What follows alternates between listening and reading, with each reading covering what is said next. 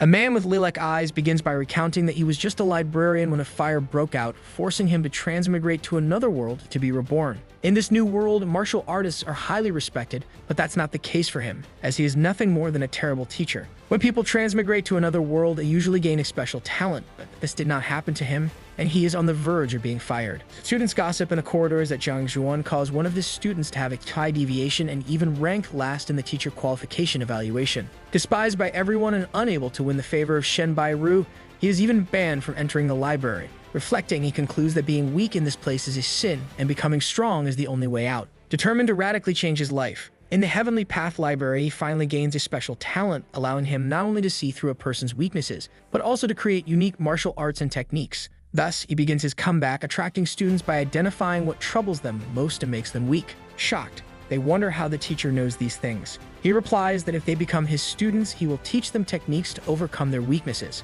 In this way, he spreads his teachings across the world. However, opponents also arise along the way. Other teachers accuse Zhang Zhuan of coercing students and ruining the reputation of the Hongshan Academy. But none of this matters to him. The only thing he wants is to become stronger and make everyone fear him, breaking the shackles of that world. His main goal is to become immortal and fight his way to the top. In the beginning, he was just a librarian on Earth who left due to a fire and transmigrated to another world, where Zhang Zhuan intimidates a student by cornering her against the wall. He claims to be the most famous teacher in the academy and says she should become his student. She asks if his name is Lu Zanlaoshi. Denying it, he claims to be much better. He believed his new life would be like in novels, where after transmigrating, he would overcome obstacles and take his place at the top of the world. To his surprise, he was wrong, and when he introduces himself to the girl, all he receives is a loud slap across the face. Annoyed, she storms off, shouting that this place is actually the last class and not the top one, meaning it's a fraud, while the teacher remains on the ground begging her to reconsider. He wonders why it's so hard to recruit a student.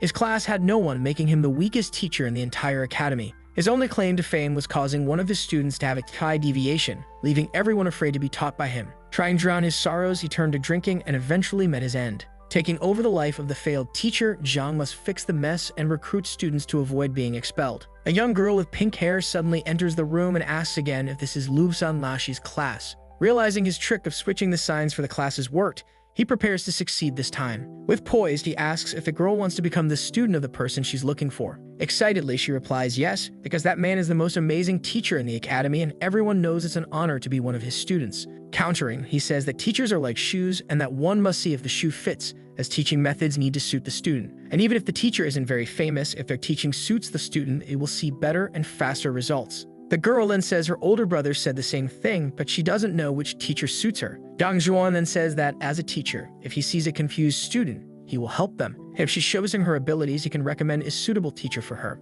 She thanks him and prepares to demonstrate her skills. Watching, the man realizes he can't discern anything, so he decides to praise the student to deceive her. When asked what he thinks of her cultivation foundation, he lies, saying her foundation is solid and that she has excellent talent, adding that she is a prodigy in martial arts, which makes her happy. He says every move she made was full of strength, and all she needs to do is keep cultivating diligently to have a bright future. The young girl then reveals that her legs were injured previously, and that the doctor said she would make no further progress in training for the rest of her life, shocking him. To get out of the situation, he asks her if she thinks he wouldn't notice such an obvious problem and says that even with this obstacle, she will be blessed with an opportunity. Curious, she asks what opportunity that would be. Striking an encouraging pose, he says that what doesn't kill you makes you stronger. Happy, she asks if there is still hope for her case. The man responds that only 3 teachers at the academy would be capable of offering such an opportunity, and 2 of them have already stopped accepting students, leaving only him. Confused, the girl asks what she should do, and when she inquires if he is still accepting students, he says he is indifferent to fame and fortune. Kneeling, the young woman begs him to accept her and says she will give her best effort in cultivation,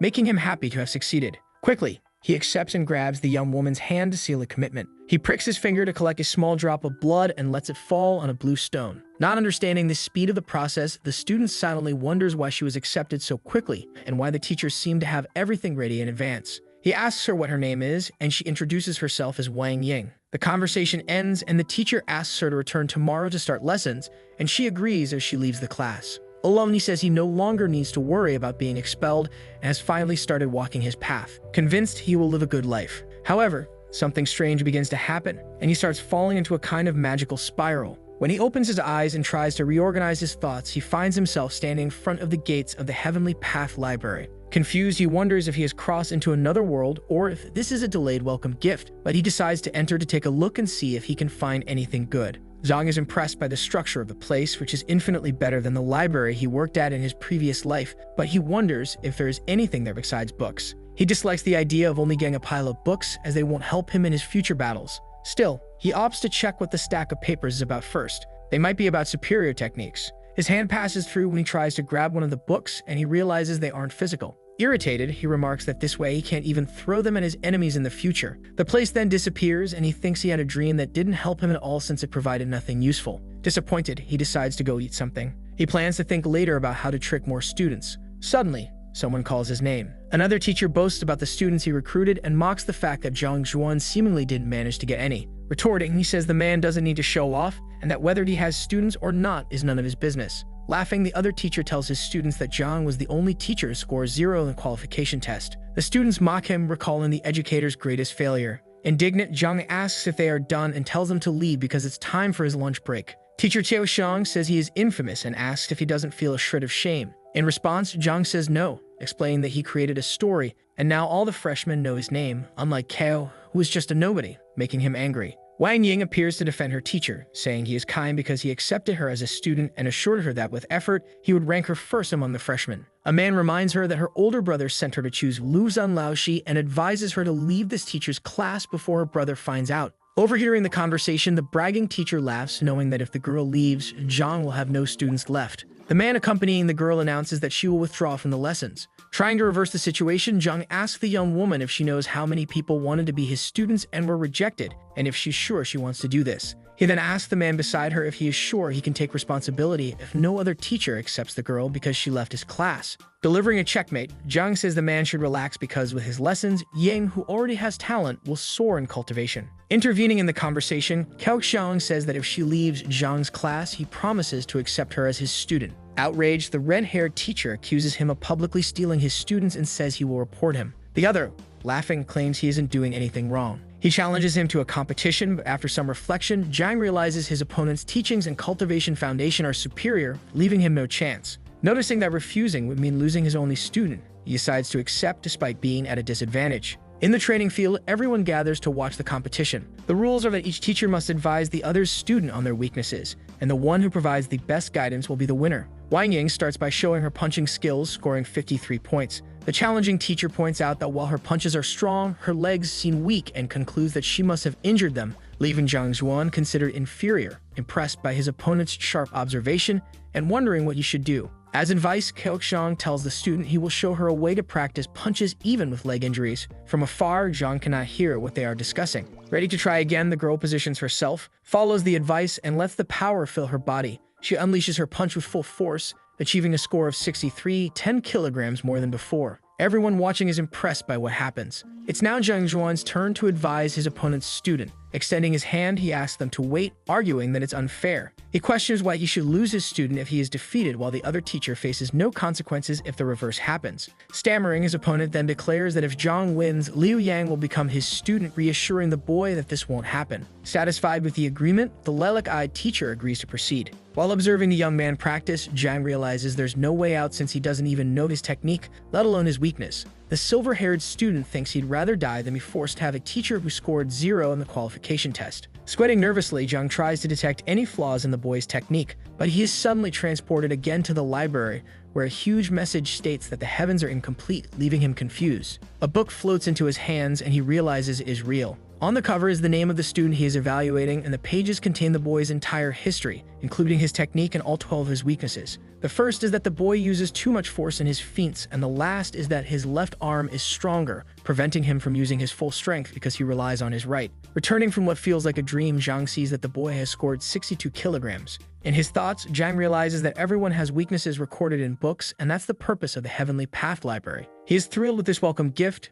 deciding to show what a transmigrator is capable of doing. He tells the boy that his punching technique has precisely 12 weaknesses, causing his opponent to laugh. The other students also burst into laughter, claiming that the rising punch technique has no flaws and that even the director couldn't find any. Doubted, Zhang announces that he won't continue and calls his student, saying they're wasting time with this competition. Believing in him, the opposing teacher asks him to demonstrate what he knows. Turning to Liu Yang, Zhang tells him his technique focuses on his right hand and that for better results, he should use his left hand instead. The young man questions if Zhang is sure, while the other students laugh, saying this will ruin the entire technique. Zhang, claiming to know everything about the boy's strength, tells him to proceed so they can end this quickly. Obeying, the student goes to deliver the punch with his left hand, leaving his teacher astonished by the score he achieves. The boy hits 123 kilograms. The audience is incredulous at how the force nearly doubled, something even the most famous teacher couldn't achieve. Impressed by his own punch, the young man wonders if he really did that, while Zhang smiles, knowing his advice worked. Sarcastically, Zhang asks if his opponent has anything else to say, pointing out that his student's strength increased by 20%,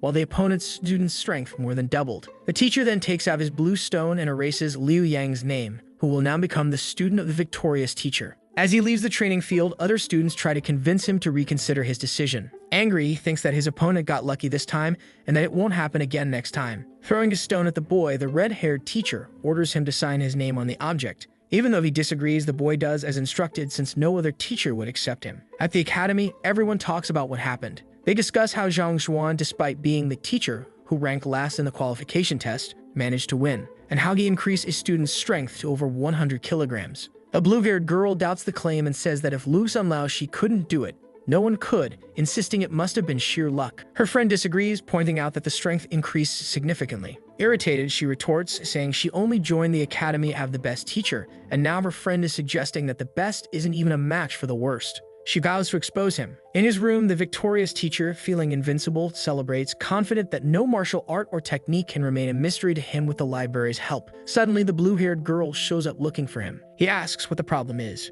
She explains what she has heard and asks if he can provide her with advice to also increase her strength by over 100%. Declining, he says he is busy, irritating the young woman who claims he isn't doing anything. He responds that he is recruiting students and therefore has no time to waste on someone rude. With a bizarre expression, she asks what she needs to do for him to give her some advice. He replies that she needs to become his student. The student agrees for now, but her plan is to recognize Luke's son as her teacher after exposing Zhang. Giving an ultimatum, she says that if he doesn't provide any useful advice, she'll tell everyone that he's nothing but a fraud. Her friends, overhearing from outside, worry about her impulsive attitude. They decide to inform Mr. Yao about what is happening. Zhang Xuan refuses to recognize her as a student due to her attitude, saying he only likes obedient children. Trying to mask her anger at being rejected, Zhao Ya apologizes for her rudeness and asks the teacher to accept her request. He responds by saying she's being a good girl now, and that if she wants to be his student, she should start by cleaning his room and the bathroom outside, and if she passes his inspection, he will accept her. Clenching her teeth, the young woman tells him not to push it. Sitting back, the red-haired man says that if she can't handle such a basic task, she should leave. Feeding a smile, she grabs the broom and begins cleaning. While sweeping, she vows silently that she won't let him escape. The room shines and he praises her for doing a good job. Then he takes out his blue stone and tells her to insert her identification. With a fake smile and fire in her eyes, the girl says she looks forward to his instructions and can't wait to get stronger, or better yet, ruin his reputation. Her first lesson is to punch the measuring stone so the teacher can assess her strength. Doubting that he can deduce anything just from a punch, she gets into position. Seeing that the girl is using her martial arts, he visits the Heavenly Path library to find a book containing her weaknesses. Searching through the shelves, he quickly locates it. Reading, he learns that Zhao Ye is the daughter of the Lord of Bayou City and a martial artist at the peak of the One-Dan Juxi stage with a total of 27 weaknesses. Unimpressed with what he reads, he comments that despite being a lord's daughter, she doesn't seem particularly remarkable. But upon returning to the real world, he sees that she scored 123 kilograms with a single punch. Clapping his hands, he praises her, saying that even without systematic instruction, she is quite powerful, and she thanks him. Continuing with her plan, she asks for advice. She intends to record his response in her jade crystal to leave him with no way out when she exposes him. Getting straight to the point, he tells her there's something wrong with her. Angry, she says that's impossible and asks if he's out of his mind. Clarifying, the teacher says he didn't mean to offend her, but rather that she is ill. Denying it, she insists she's fine, and that he doesn't know anything about her to make such claims. To prove his point, Zhang asks if she feels discomfort in the Danchong and Juk acupoints, and if she gets restless on full moon nights with a flushed body. Confident, he further asks if it's true that she cannot calm herself even when she tries her best. In complete shock, the student asks how he knows such things. Promptly, he replies that it's because he is her teacher. The young woman then asks if he could help her with this. He says yes and instructs her to come to class the next day, where he will teach her how to resolve the issue. She then asks if he is serious. Ending the conversation, the man says that if she doesn't believe him, she can go to other teachers, and she replies that she's not doubting him and will be there tomorrow. Surprising the student, he asks if she still plans to keep the recording jade crystal. Apologizing, she breaks it with her hands. As she leaves, the young woman is amazed at how the teacher, with just a glance, managed to diagnose her condition and discover the recorder. He bids her farewell and asks her not to be late tomorrow, while Xiaoya is enchanted by his talent, wondering how he could have scored 0 in the qualification test. Unexpectedly, an older man comes running, calling out to the student. He is Yao Han, the butler from Bayou City. The girl asks what her uncle is doing there, and Zhang, overhearing, decides to return. The man, intrigued, asks if she accepted that man as her teacher, and she confirms. Angrily, the man tells the teacher that he is not qualified to be her teacher and must remove her name from his student list, or he will have the director fire him. Interrupting her uncle, the girl declares that she is willing to be the teacher's student and asks him not to interfere. Indignant, the man asks if the teacher can enlighten her and make her power grow faster. Embarrassed, she admits he hasn't yet, but begs her uncle not to pressure her further. Seeing the broken recording jade crystal on the ground, the man asks what happened there. Filled with anger, he questions the teacher about what he did to the young woman. Threatening to attack, he accuses Zhang of tricking a minor into becoming his student. In response, Zhang Zhuan explains that it's all a misunderstanding. Trying to calm her uncle, Zhao Ye says he is overreacting and warns that if he continues, she won't speak to him again. Surprised, he steps back while the young woman leads him away, saying she needs to pack her things and prepare for class the next day. The lilac-eyed teacher states that he only sees her as his student and that Yao doesn't need to be so upset. Elsewhere in the academy, 2 friends are talking and one tells Zhang Yang not to feel bad about not being accepted by Wang Laoshi. In response, the boy says it's easy for his friend to say since he was accepted by the best spear arts teacher and doesn't have to feel like a failure. Seeing the sign for the first classroom, his friend changes the subject and suggests they go in, but Zhang Yang refuses. Encouraging him while pulling his arm, the friend suggests the teacher there might also be good with spear techniques, but Yang notes how shabby the place looks. Inside, Zhang asks the boy if he truly wants to be his student. Taking the lead, his friend insists that he does, saying he's very skilled in spear techniques and needs a guide. The teacher asks the young man to show him what he can do. As he stands up, excited for the chance to gain another student, the boys head outside for the test. Holding his spear, the student thinks that judging by the quality of the environment, the teacher must be average.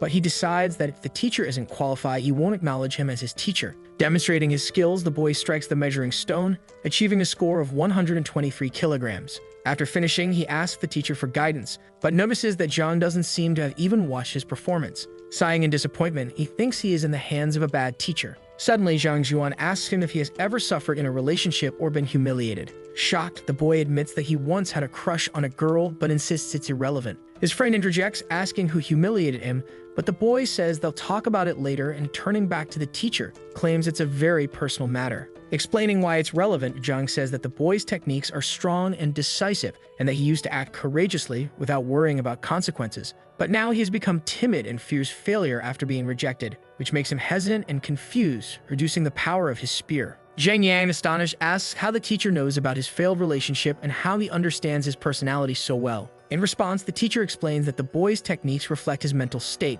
and if his mind is not in order, neither will his martial arts be. Still shocked, the boys realize the man truly has sharp insight. Moving on to advice, Zhuan tells the student that he must be strong enough to earn respect in a relationship. Otherwise, he will be looked down upon. Therefore, at this moment, he should open his mind and cultivate intensely to regain confidence in himself. Placing a hand on the boy's shoulder, Zhuan says life is full of ups and downs, and no one should dismiss a young man like him. Taking the advice to heart, the boy tries again. Amazingly, he achieves a score of 235 kilograms. His friend, dumbfounded, exclaims that his power has practically doubled. The boy, kneeling, pleads with the teacher to accept him as a student, and Suan instructs him to register his name in the blue sphere. Thinking to himself that if he had known about the teacher's talent, he would have chosen him earlier, the other boy wonders why he never heard of such a skilled spear techniques teacher before. Out loud, he asks for the teacher's name. Zuan introduces himself, and the boys realize that his name matches that of the academy's so-called worst teacher. Smiling, he confirms that he is indeed the useless teacher everyone talks about. Leaving the boys dumbfounded with his admission, Yang asks how such rumors could be spread about him, and the teacher responds that people are always envious of the most talented. He adds that he owes his abilities to the library. His new student then promises to restore his reputation, but Suan says it doesn't matter. The boys should simply focus on working hard on his spear techniques. He tells him not to be late for class the next day. The boys bid farewell and leave, with Yang's friend now admitting he envies him for having such an incredible teacher. Alone again, Zhang Zhuan celebrates having 4 students while wondering who could have rejected the spear-wielding boy. Without more admission tokens, he decides to go to the logistics department to request more. Arriving, he is met with a sarcastic remark from someone asking if he isn't the most popular teacher at Hongshan Academy. Huan Biao, the head of the logistics department is accompanied by other men and asks what Zhang is doing there. Zhuan recalls that the body's former owner was always sabotaged by this man simply for not flattering him, realizing that his lack of tokens is likely Qian's doing. Extending his hand, Zhang requests more tokens, surprising the director, who questions how he already used the previous ones. The men burst into laughter, mocking the idea that the teacher who ranked last in the qualifications has supposedly used up all his tokens. With a challenging look, Zhang asks if the man would like to bet, and Qian agrees, asking what he has to offer. Zhuan stakes his reputation, declaring that the winner can publicly slap the loser 3 times. Convinced Zhang is bluffing, Qian accepts the challenge, stating that if Zhang loses, he'll be slapped 3 times by each of the men accompanying Qian. They begin checking the ledger, which holds all the information about the teachers, as Qian watches eagerly. To their surprise, they find that 4 students have indeed accepted Zhang as their teacher. In disbelief, the director decides to see for himself. Flipping through the pages, he not only confirms the claim, but also discovers that Zhang's 4 students are ranked among the top 100 in the admission exam. Furious, he accuses Zhang of using underhanded methods, claiming that none of those students would willingly choose him as their teacher. With a smile on his face, Zhang reminds him it's time to fulfill the bet. Refusing, the men declare that Zhang cannot act against them and should stop being so arrogant, as they could easily overpower him. Once again, Zhang asks if they will honor their promise, and one of the men confirms their refusal, calling on Lai Yuan to teach him a lesson. Obeying, Lai Yuan steps forward to attack. Meanwhile, Quan wonders how someone at the 3-Dan Zhenki Peak could possibly confront a martial artist at 4-Dan Pigu. Regarding the levels, it is revealed that there are 9 cultivation levels for martial artists, called Dans, each divided into initial, intermediate, advanced, and peak stages. The higher the Dan, the more challenging it is to cultivate. Teacher Zhang Xuan is at the peak of 3-Dan Zhenki, but faces Lai Yuan, who is 1 level above. In the confrontation, the men notice someone has been injured and assume it's the red-haired teacher. But they are soon shocked to realize it's actually Lai Yuan. The director wonders how this could be possible when Lai Yuan was a level higher. Fearless, the red-haired teacher invites the others to join the fight. All of them rush toward him, claiming his victory must have been mere luck. Consulting the library, Zhang Xuan counters them one by one, giving no chance for a counterattack. Dusting off his hands, he reveals that he struck the men's life gate acupoints and recommends they lie down. Almost all cultivators possess a life gate acupoint, and even a child can defeat someone if they strike it. The location of these acupoints is unknown even to those dearest to the cultivator, but thanks to his special talent, Zhang knows exactly where they are. Kneeling on the ground, Qian Biao asks how Zhang knows about his acupoints. In his thoughts, Zhang laughs, realizing that thanks to the Heavenly Path library, he can defeat anyone, even after just transmigrating from Earth. Out loud, he responds that they made a bet and should have honored it instead of fighting. The director warns that because Zhang is of a lower level, he could be accused of attacking other teachers in public, which might result in his license being revoked. Demanding that Zhang kneel before them, the other men claim that if he doesn't comply, he will be dismissed.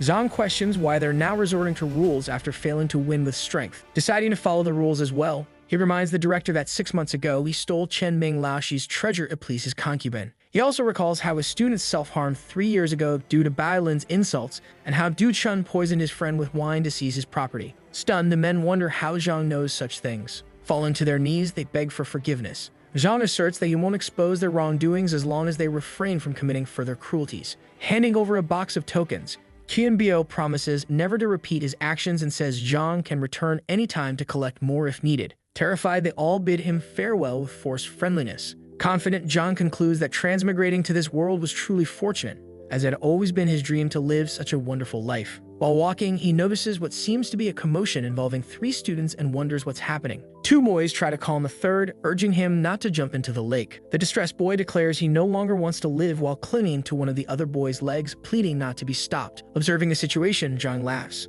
He walks away, focusing on recruiting more students. However, something unexpected happens, catching him off guard. The boy who wanted to jump into the lake is now clinging to Zhang's leg. Calling for help, Zhang turns to the other 2 boys who quickly run away. Patiently, Zhang asks the boy to let go of his leg, but the boy begs, saying he has failed 10 times to find a teacher and pleads for mercy, asking to be accepted. Agreeing, Zhang tells the boy to demonstrate his abilities. Standing up, the boy grabs a pile of bricks, breaking each one on different parts of his body. Shocked, Zhang realizes the boy is only hurting himself. Consulting the library, Zhang discovers that Yuan Tao is a delinquent cultivator and martial artist at the initial stage of 1-Dan Juxi, with 18 weaknesses. The boy has only 1 bloodline, as the ancestral emperor's lineage hasn't awakened yet. Reading further, Zhang learns about the importance of bloodlines and innate bodies in this world. If a cultivator possesses either and uses it properly, their cultivation speed will be significantly superior. There are various types of innate bodies, such as virginal body, pure yin body, pure yang body, and golden body. Similarly, there are various bloodlines including ancestral, new, inherited, and mutant bloodlines. The ancestral emperor's bloodline is among the most defensively invincible, and once a martial artist reaches a high level with it, nothing can harm them. Surprised by this discovery, Zhang realizes he must take the boy as his student. The young man is overjoyed at the news and quickly writes his name on the token. Excited to finally have a teacher, Zhang tells him not to get too proud. At that moment, Shang Bin, the grandson of Shang Chen, an elder of the academy, approaches. He comments that, just like his student, the teacher is also pathetic. Accompanying him is Shen Biru, the most beautiful teacher in the academy, admired by many, including the former Zhang Zhuan and Shang Bin, who detests Zhang for it. The teacher asks who the man thinks he is insulting. The man responds that he is talking about him. Due to a slip of the tongue, the ambitious teacher mocks his opponent, making the female teacher laugh and infuriating him with the insult. Realizing he is in front of someone he considers a goddess, he tries to calm down to avoid embarrassing himself further. In a provocative tone, he states that everyone at the academy knows the level of Zhang's new student, who ranked last and whose punches only measure 15 kilograms. Mockingly, he adds that the two are a perfect match since they are both at the bottom of the rankings.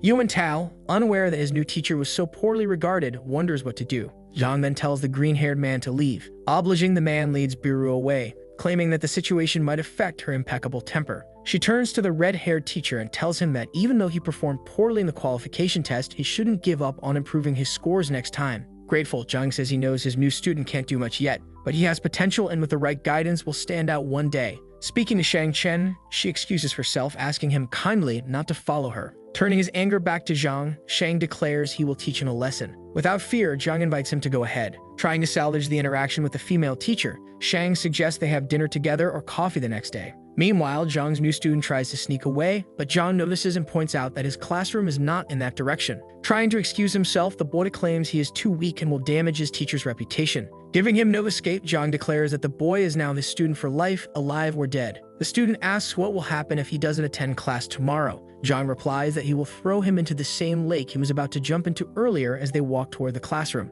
Later, in the dormitory, Zhang Zhuan evaluates his situation and realizes that since it's the last day of recruitment, he will only have 5 students. His classes start the next day, and he needs to understand his cultivation foundation. His cultivation method is called the 9 Dawns formula of Hongshan, corresponding to the 9 Dawns of cultivation stages, one of the most popular techniques at the academy. However, among all the academy's teachers, he is the only one still at the peak of 3 Dan. He must accelerate his progress. Standing before the real-world library, he wonders if he can solve his problem. Gathering spiritual energy particles in his danshan to condense them into Kai requires immense effort, and common cultivators take 3 years to advance a stage. Because it's so tedious, he is reluctant to do it, but if his students discover his level, they might abandon him. Using his special ability, he identifies the flaws in his technique, but there are so many that it's beyond repair. One solution would be to acquire numerous different cultivation techniques and use them to compensate for each other. Entering the building, he greets Elder Mo. The Elder, one of the library's caretakers, asks why Zhang is there so late.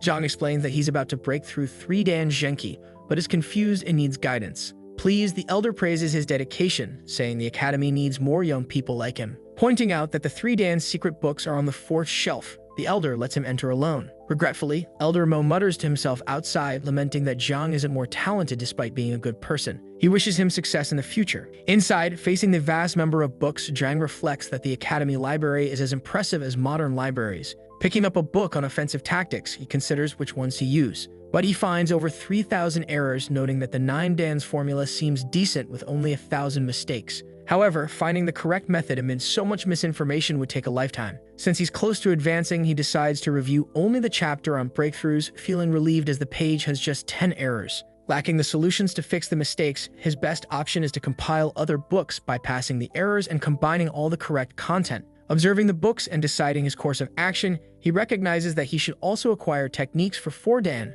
and 5 Dan. Outside, Elder Mo notices Zhang Zhuan merely flipping through the books and concludes that he lacks determination and is impatient. After registering the techniques, Zhang prepares to leave, but the Elder calls out to him. He asks how Zhang resolved his problems so quickly, and whether he doesn't need to take any copies. Zhang responds that the issue wasn't significant. Thanking the Elder, Zhang bids him farewell, but since he flipped through many books without taking any copies, Elder Mo decides to inform the director to address the improper conduct of teachers. Back in his dormitory, Zhang Zhuan wonders how he will manage to finish copying thousands of books. Suddenly, he is transported to the Heavenly Path Library, leaving him confused. Books fly everywhere, and he notices they are the same ones he had just copied from the Academy Library. The books form a spiral, and at its center, a bright yellow light emerges, forcing him to shield his eyes. A single manuscript then flies into his hand, and he wonders if it could be a collection of the thousands of secret books. Flipping through it, he is shocked to find that not only is it a collection, but it contains only the correct parts. However, the manual does not belong to any of the original secret books, and the cultivation methods described are entirely new.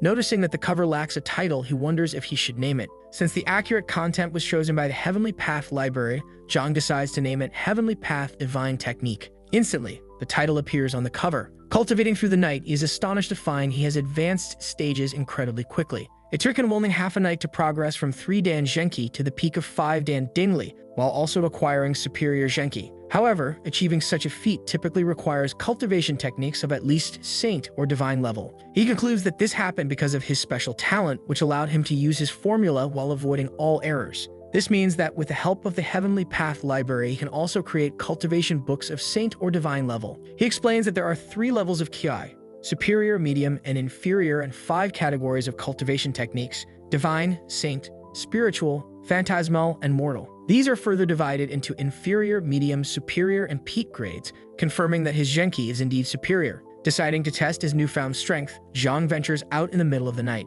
Heading to the measuring stone, he strikes with a powerful blow. Yang Zhuan is stunned to score 8 ding, equivalent to the strength of a Pixie Realm expert with 4 open acupoints. With this level of power, he remarks that the Heavenly Path Divine Technique has done more than refine his body. He decides to keep his achievement a secret. Suddenly, he hears a noise and wonders what it could be. Going to check, he notices someone approaching his room and fears they might be trying to cause trouble. A masked man, holding what seems to be a knife, declares he is there to take revenge for what the professor did to the young lady. Hiding, Zhang decides to remove his uniform to prevent the intruder from discovering his identity. But the man turns around and spots him. To disguise himself, Zhang covers his face with his coat and claims he is there to eliminate the professor who sleeps in that dormitory. He asks who the man is. Without introducing himself, the man tells Zhang to go first, saying he will stand guard outside. Surprised, Zhang asks why the man came if not for the same purpose. The intruder replies that he only came to teach the professor a lesson. He adds that his goal is to injure a specific part of the professor's body to prevent him from being rude to the young lady again.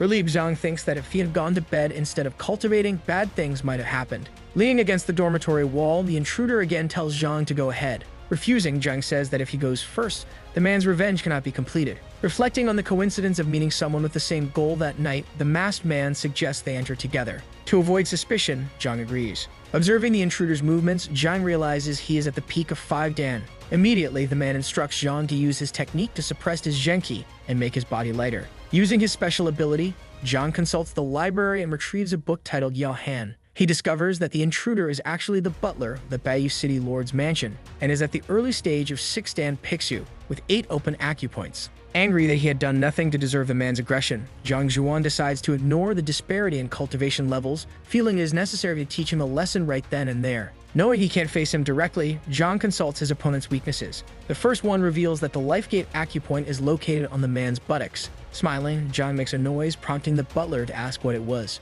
Zhang dismissively says it's nothing. Suddenly, Zhang points to the sky, shouting that he saw a UFO. Distracted, the intruder looks up to search for it. Taking the opportunity, Zhang delivers a precise kick to the man's Lifegate acupoint. With Yao Han on the ground, Zhang believes he can defeat him as long as he targets the Lifegate and exploits his weaknesses. Intrigued and injured, the butler asks why Zhang is attacking him after they had seemingly agreed to go after Xuan together. With a dark expression, Zhang prepares to strike again, leaving the intruder fearful. Satisfied with his success in defeating Zhao Ya's uncle, Zhang steps back. Wounded, Yao Han wonders why Zhang, despite being at 5 Dan Dingli, didn't use techniques, accusing him of being worse than a gangster. Seeing his opponent stand up, Zhang remembers that he can't afford to be identified. Deciding to pretend to be Shang Bin, he acts the part, claiming that Zhang Xuan had annoyed him earlier and needed to be taught a lesson. He adds that if Yohan acted first, Shen Biru would think it was his fault. Therefore, Yao should blame himself for his poor timing. Throwing a threatening look, Zhang tells the butler to leave. Piecing it together, Yao Han stumbles away. Relieved, Zhang reflects that if it weren't for his cultivation,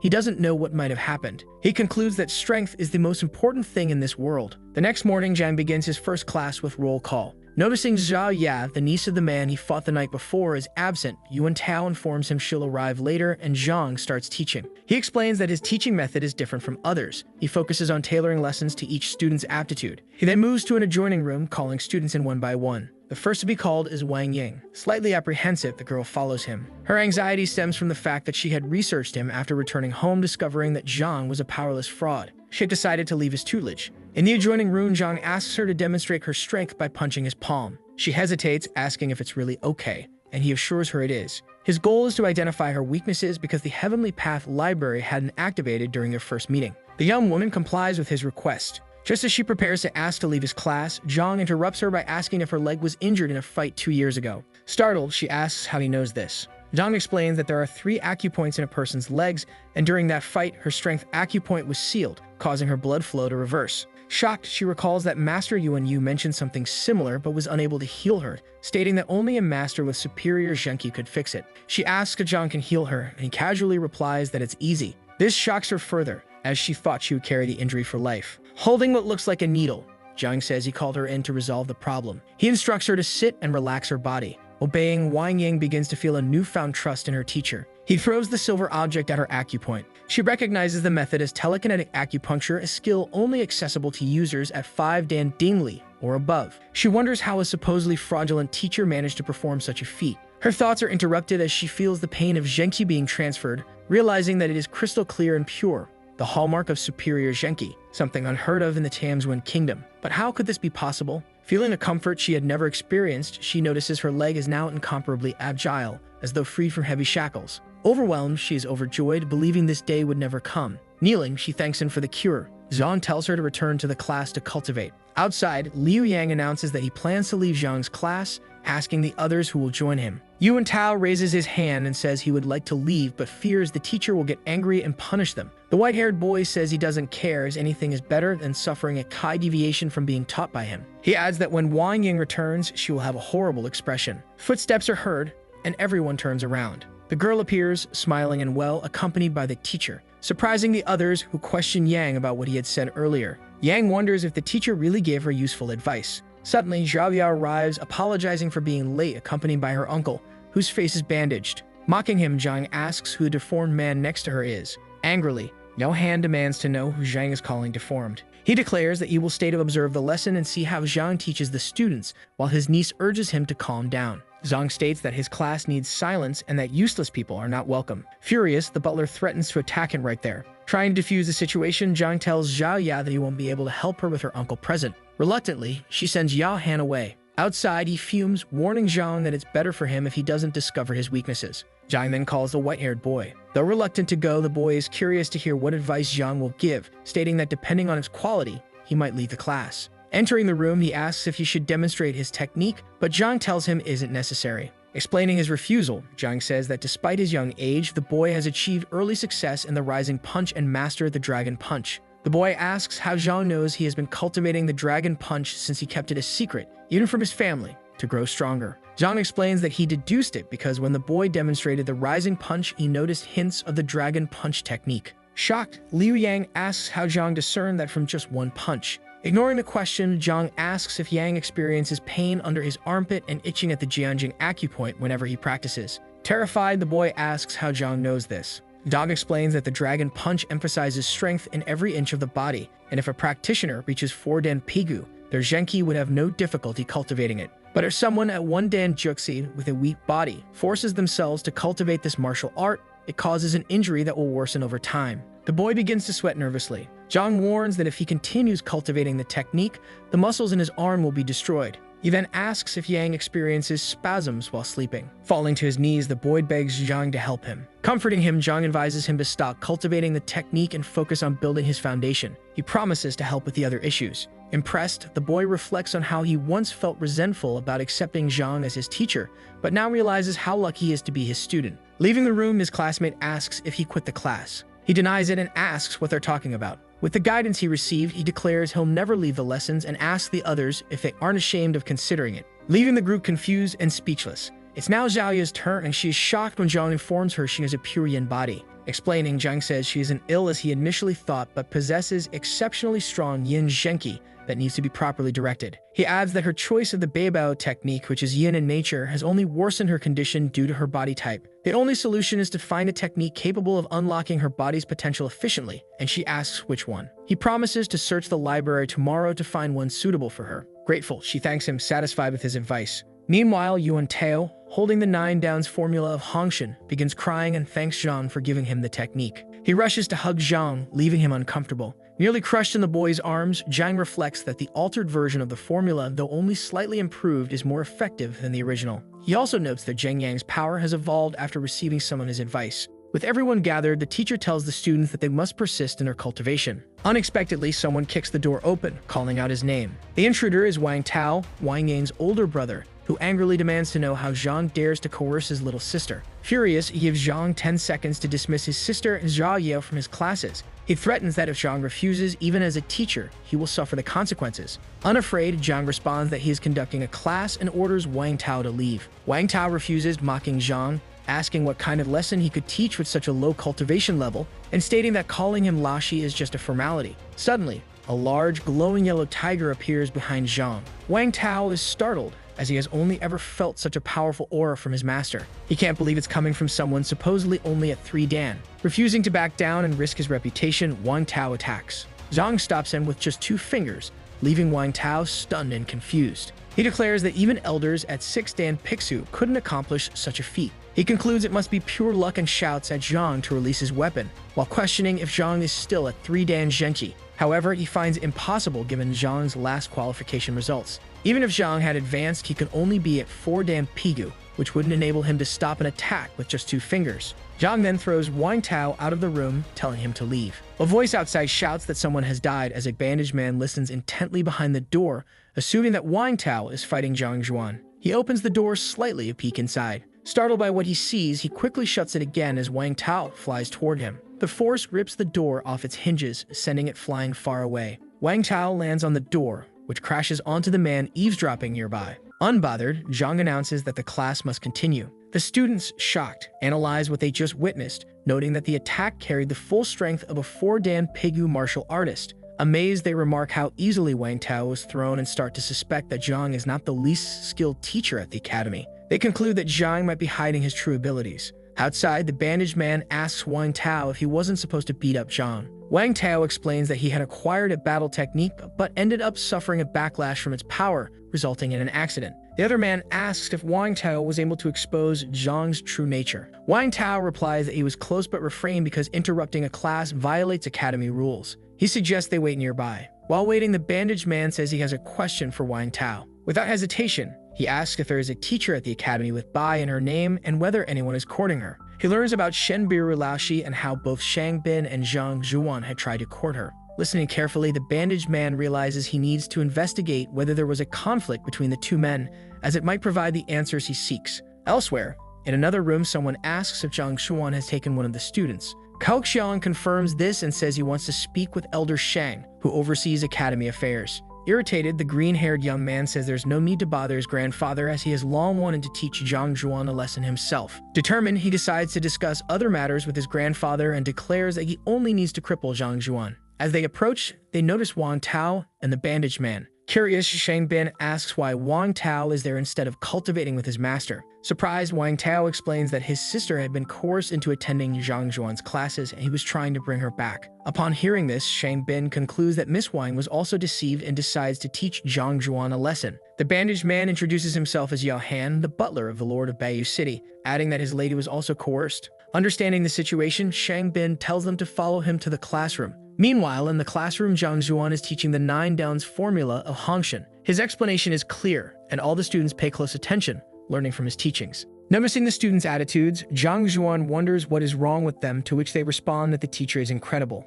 The door suddenly swings open. The group led by Shang Bin enters the room. Before saying anything, Zhang wonders why they are there. Intimidatingly, the green-haired man asks how Zhang dares to manipulate and deceive students. Trying to resume his class, Zhang asks to discuss the matter after the lesson ends. But his opponent interrupts, claiming that Zhang isn't fooling anyone. Shang orders all the students to leave, threatening that Zhang will spend the rest of the semester in a wheelchair if he refuses. Unfazed, Zhang asks if he plans to resort to violence, pointing out that it violates academy rules prohibiting fights between teachers on the premises. Mockingly, Shang Laoshi replies that he isn't afraid of punishment, as no one at the academy would defend Zhang. The argument continues, and Zhang asks if Shang isn't worried that Shenbiru Laoshi will be angry with him. Shang retorts that he doesn't care if Zhang tells her, as he's there to teach him a lesson. Yao Han suddenly realizes he now knows who attacked him. Everyone looks on in shock after the accusation is made. Blood sprays through the air. Shang, bewildered, asks why he was attacked and insists the bandaged man must be mistaken. Outraged, Yo declares he knows exactly what he's doing and accuses Shang of knowing as well. Furious about being hit, Shang warns that Yao will pay if he strikes again, but the butler attacks him once more. With his nose bleeding, the green-haired man doesn't have time to defend himself and is assaulted with multiple blows. Kaoxiang and Wang Tao, stunned, wonder what is happening and consider intervening. Zhang Zhuan feels triumphant as everything is unfolding just as he had anticipated. The two observers try to break up the fight, but the butler, enraged, declares he hasn't hit Shang enough. Severely beaten, Shang exclaims he has never suffered like this in his life and vows to fight Yao to the death. Zhang Zhuan steps in to restore order, stating that disputes must be resolved outside the classroom or he will report the incident to the administration. Embarrassed, Shang decides to leave, not wanting other teachers to see him in such a state. Later, the students discuss how exciting the class was and gossip about the fight. Yao Han's mistress asks him what is wrong, prompting him to explain. Wang Ting thanks the teacher after class. Still enraged by the beating, Shang insists he never offended the butler and doesn't understand why he was attacked. He asks Kaoxiang if Liu Yang transferred classes willingly or was coerced. The teacher confidently asserts that the student didn't make the change of his own free will. As proof, Shang suggests a will comprehension test and concludes it's the best way to get rid of Zhang Zhuan, using the harshest punishment allowed by the test. Later, another room is shown, where someone is being ordered to kneel. It's Wang Ting, visibly frightened and being pressured to admit her mistakes. She is accompanied by an older man, who demands to know why she chose the worst teacher at the academy. The young woman tries to explain to her father, insisting that Zhang Laoshi isn't what he thinks and is very talented. The father listens attentively but doesn't believe a word. Irritated, he declares the teacher is useless and reminds her that he caused one of his students to suffer a Zhenqi deviation. Realizing he can't control his daughter, he concedes not to interfere in her choice of teacher, but he questions whether she understands Zhang Zhuan's teaching standards. Other boys approach, advising the pink-haired girl to listen to reason and avoid being deceived. Trying to persuade her, they point out that she should follow Wang Yan's example. He chose Luke's son as his teacher and increased his strength by 40%. Pressuring her further, Wang Ting counters that Zhang Zhuan guided her to a 100% improvement and even healed her leg.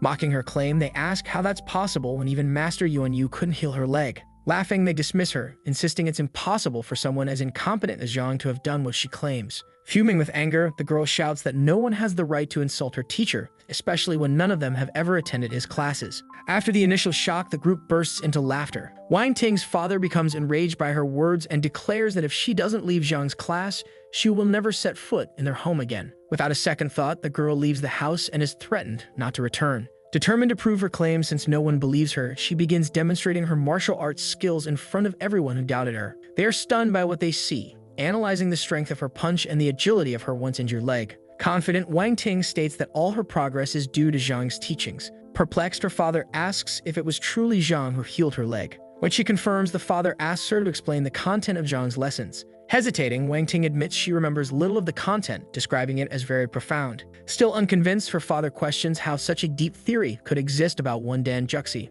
The rest of the group also begins to wonder about the theory, remarking that if they had such lessons earlier, they would be unstoppable. Changing his stance, the father announces that his daughter no longer needs to leave Zhang's classes. Regretful, he even asks Wang Ting to see if Zhang would accept him as a student. The group overhears this and claims it's outrageous for a patriarch to request to be a student of a low-level teacher, saying it would disgrace the family. Wang Hong is left embarrassed. The family elders declare they are different and do not represent the family's image, stating they would like to join the classes instead. Confused, Wang Ting gives a nervous laugh. Elsewhere, Zhang Zhuan reflects on his cultivation foundation and his need to learn more about martial arts. He approaches Elder Mo. Suspicious, the elder asks why Zhang is there. Zhang explains that he would like to read some books on martial arts, but is denied the request. However, the elder grants him entry to the library, warning that if he catches Zhang loitering, he will punish him. Grateful, Zhang thanks him and enters, passing by a blonde girl. As he walks by, the girl is surprised that he didn't take the opportunity to talk to her. Inside the library, Zhang reflects on how difficult it was to access the place, realizing he might not be able to return. He also notes that the library isn't very large and decides that if he reads quickly, he can consume all the books in one go. Tired of overthinking, Zhang decides to start reading. Elder Mo notices something happening inside the library and becomes angry. Standing up, he wonders if Zhang is causing a commotion again. Quickly, he heads to the library, approaching the shelves, and sees Zhang reading every book he can find. Silently, Mo moves closer to figure out what Zhang is searching for. Wisteria Cultivation. This is the book Zhang has chosen. The title catches Mo's attention, and he wonders what kind of book Zhang is looking for. He then realizes Zhang isn't searching for anything specific, but is simply reading everything. Unconvinced, Mo vows to teach Zhang a lesson, believing he is there to create trouble. From afar, the blonde girl observes the scene, wondering if this is why the elder prohibited Zhang from entering the library. Still pondering, she questions whether Zhang came to the library to get her attention. Curious, she approaches Zhang and asks what he is doing. Without hesitation, he replies that he is reading. Annoyed by his response, the girl demands that Zhang leave immediately, insisting she won't fall for his trick. Ignoring her, Zhang turns his back and continues reading. Realizing this, the girl becomes furious and confronts him again, asking if he didn't hear her earlier. Hearing her complaints, Zhang calmly asks if she has a problem. He then firmly tells her to stop bothering him. Shocked by his sharp tone, the girl cannot believe he dared to speak to her like that.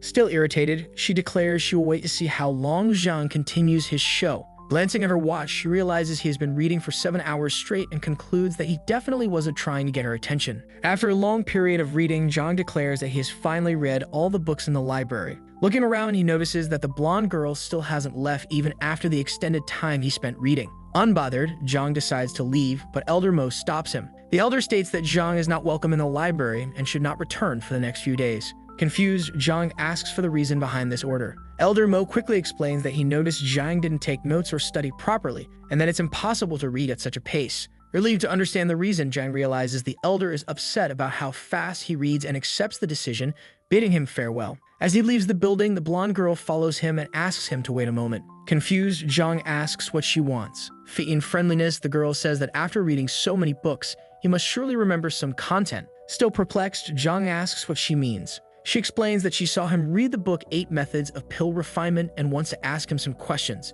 In her thoughts, the girl believes Zhang is lying about having read it and won't be able to answer her questions. Impatient, Zhang tells her to ask her questions quickly. All at once, the girl asks about the meaning of a passage in the book she had trouble understanding. Without hesitation, Zhang tells her she's mistaken. He corrects her phrasing and explains precisely what the passage means. Desperate, the girl admits she had deliberately altered the phrase to trick him, yet he still answered correctly. Elder Mo observes the scene from a short distance. He decides to ask Zhang a question based on the library's books. Exhausted, Zhang finds the question trivial since it's part of the basic cultivation cycle. Nonetheless, he answers in detail, even pointing out the shelf where the book is located and the page with the explanation. Shocked by Zhang's response, Mo is even more astonished, knowing that another elder once failed to answer the same question. Realizing what is happening, Mo asks Shenlao if she could join him. The two enter the library and check the books. They go to the location Zhang mentioned and find the book exactly where he said it would be. Completely stunned, they can't understand how Zhang cited the correct answer so quickly from such an obscure book. Interrupting their thoughts, Zhang says he's leaving unless they have more questions,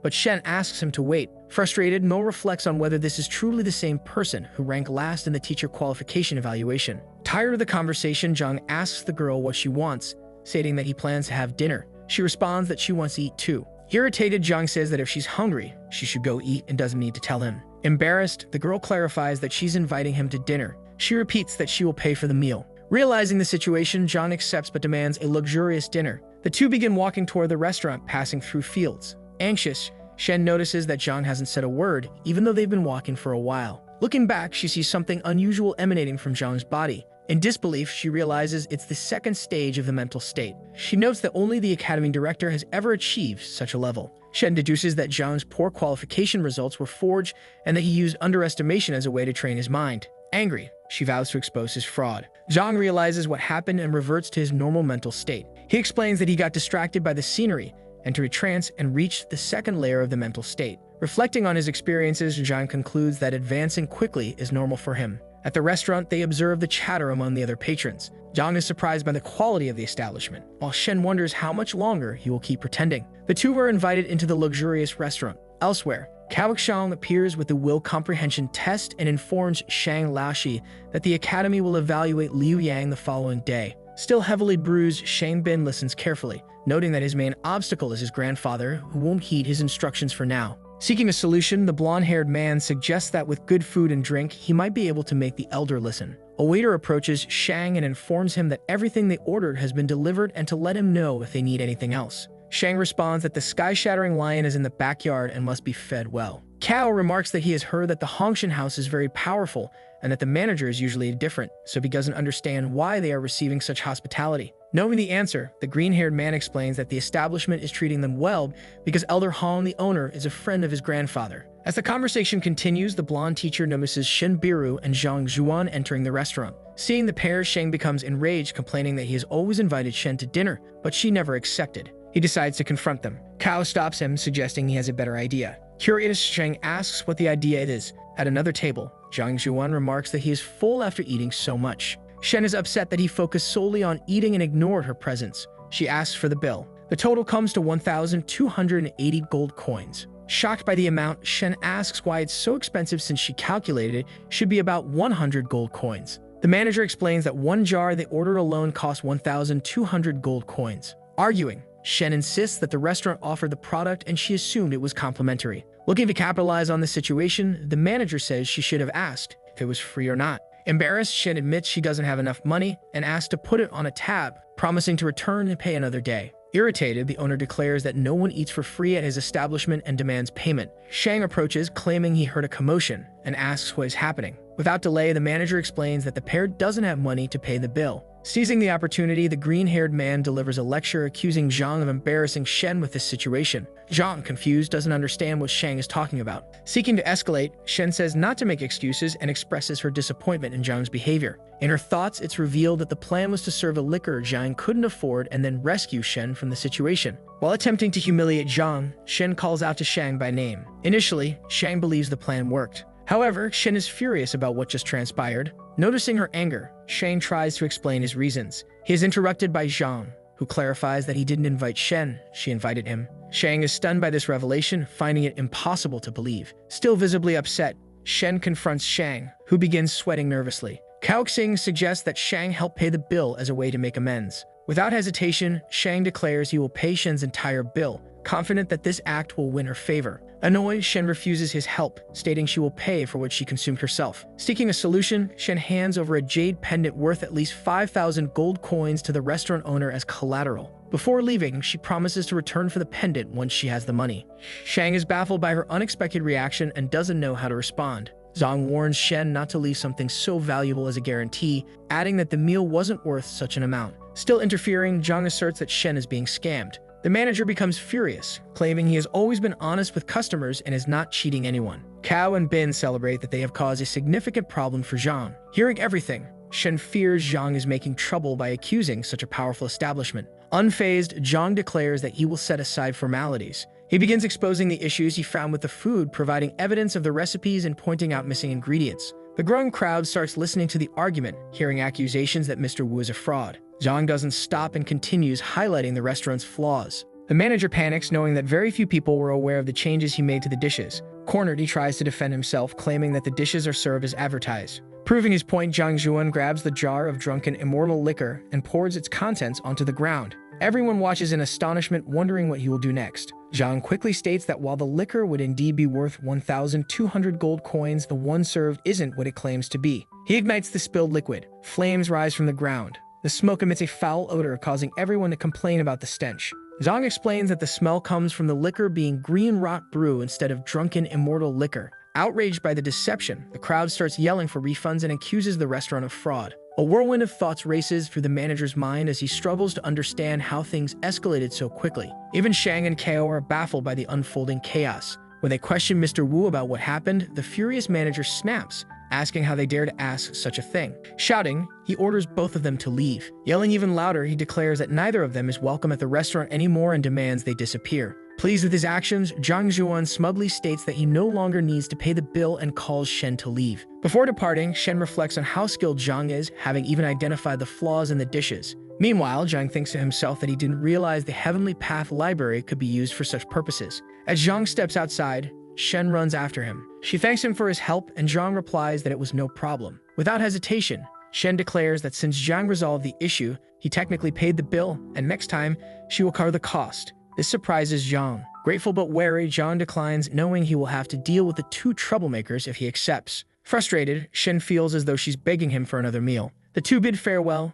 As Zhang walks away, he hears someone shouting his name, ordering him to stop. Shang approaches and demands that Zhang not run away. Shen asks what Shang is doing, and he tells her to step aside. Irritated, the green-haired man challenges Zhang Xuan to a fight, accusing him of hiding behind a woman. Mockingly, Zhang replies that hiding is one of his skills and suggests Shang find a woman to do the same for him. The remark hits Shang hard, making him conclude that Zhang doesn't behave like a typical man. Unfazed, Zhang declares he will leave Shen to deal with the duo as he has more important matters to attend to. Once again, Shang orders Zhang to stop, warning that he could be killed if he doesn't. Angrily, Shang commands the sky-shattering lion to attack. The beast appears, letting out a thunderous roar. Shang orders the lion to kill Zhang and promises to reward it with delicious food every day. Desperate, Shen tries to reason with Shang, warning that killing a fellow Academy member is a serious offense. Unconcerned, Shang claims that Zhang brought this upon himself and will call it self-defense. He repeats the order for the lion to kill Zhang. The lion starts moving, charging toward Zhang. Shen attempts to intervene but is held back. The trio watches as the lion barrels toward Zhang.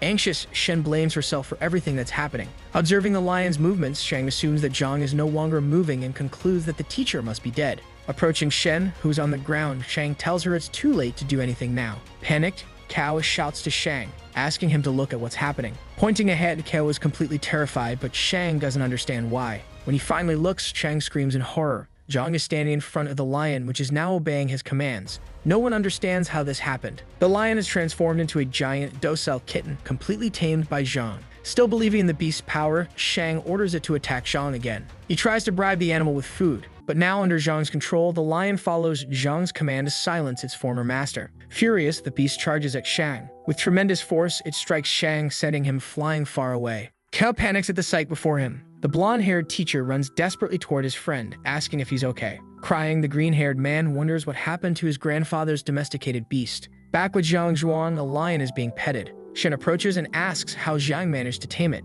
He explains that the lion is easy to talk to and suggests that perhaps it was easier because he's more attractive. Hearing this, Shen thinks to herself that Bin is far more dazzling and that the lion's a cruel beast. Unbothered, Zhang says goodbye and tells the lion it should return. In his thoughts, Zhang admits he hadn't expected the Heavenly Path Library to reveal the weaknesses of a wild beast. Before leaving again, Shen interrupts him, insisting that he hasn't explained how he got the lion to obey. Tired of her persistence, Zhang tells her to stop bothering him. Annoyed, Shen yells at him, accusing him of being rude. Zhang apologizes and asks if he can leave now. Calming down, Shen agrees and says she will talk to him the next day. Back at the restaurant, Wu Chu faces consequences as he is confronted about altering the dish's recipes. Begging for forgiveness, the manager blames Zhang, saying he publicly exposed the problems and ruined the restaurant's reputation. Mr. Hong is unimpressed, calling the situation shameful and giving his employee 5 days to resolve the issue. Still in disbelief, the restaurant owner asks who Zhang Zhuan is, curious about the person who dared challenge him. The manager explains that Zhang is the teacher who placed last in the qualification exams. Breaking an object in his hand, Hong exclaims he can't believe a useless nobody destroyed his reputation. Later, Zhang Zhuan reflects that he only wanted to eat, but now has more important things to focus on, like advancing to the Pixie realm. However, in his current position, researching such techniques would require the elder's help.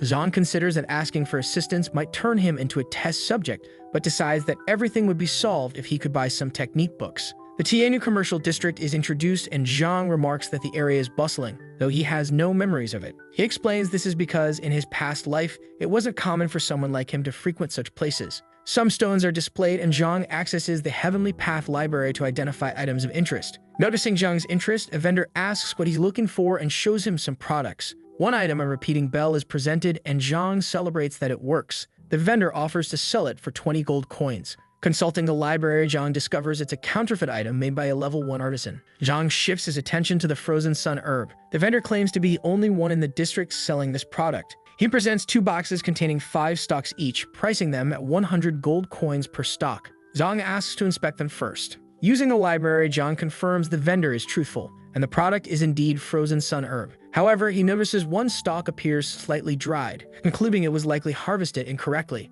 Slightly irritated, the vendor insists it wasn't his fault, claiming the stock was already like that when picked. Wanting to make a deal, the vendor offers to sell it at half price.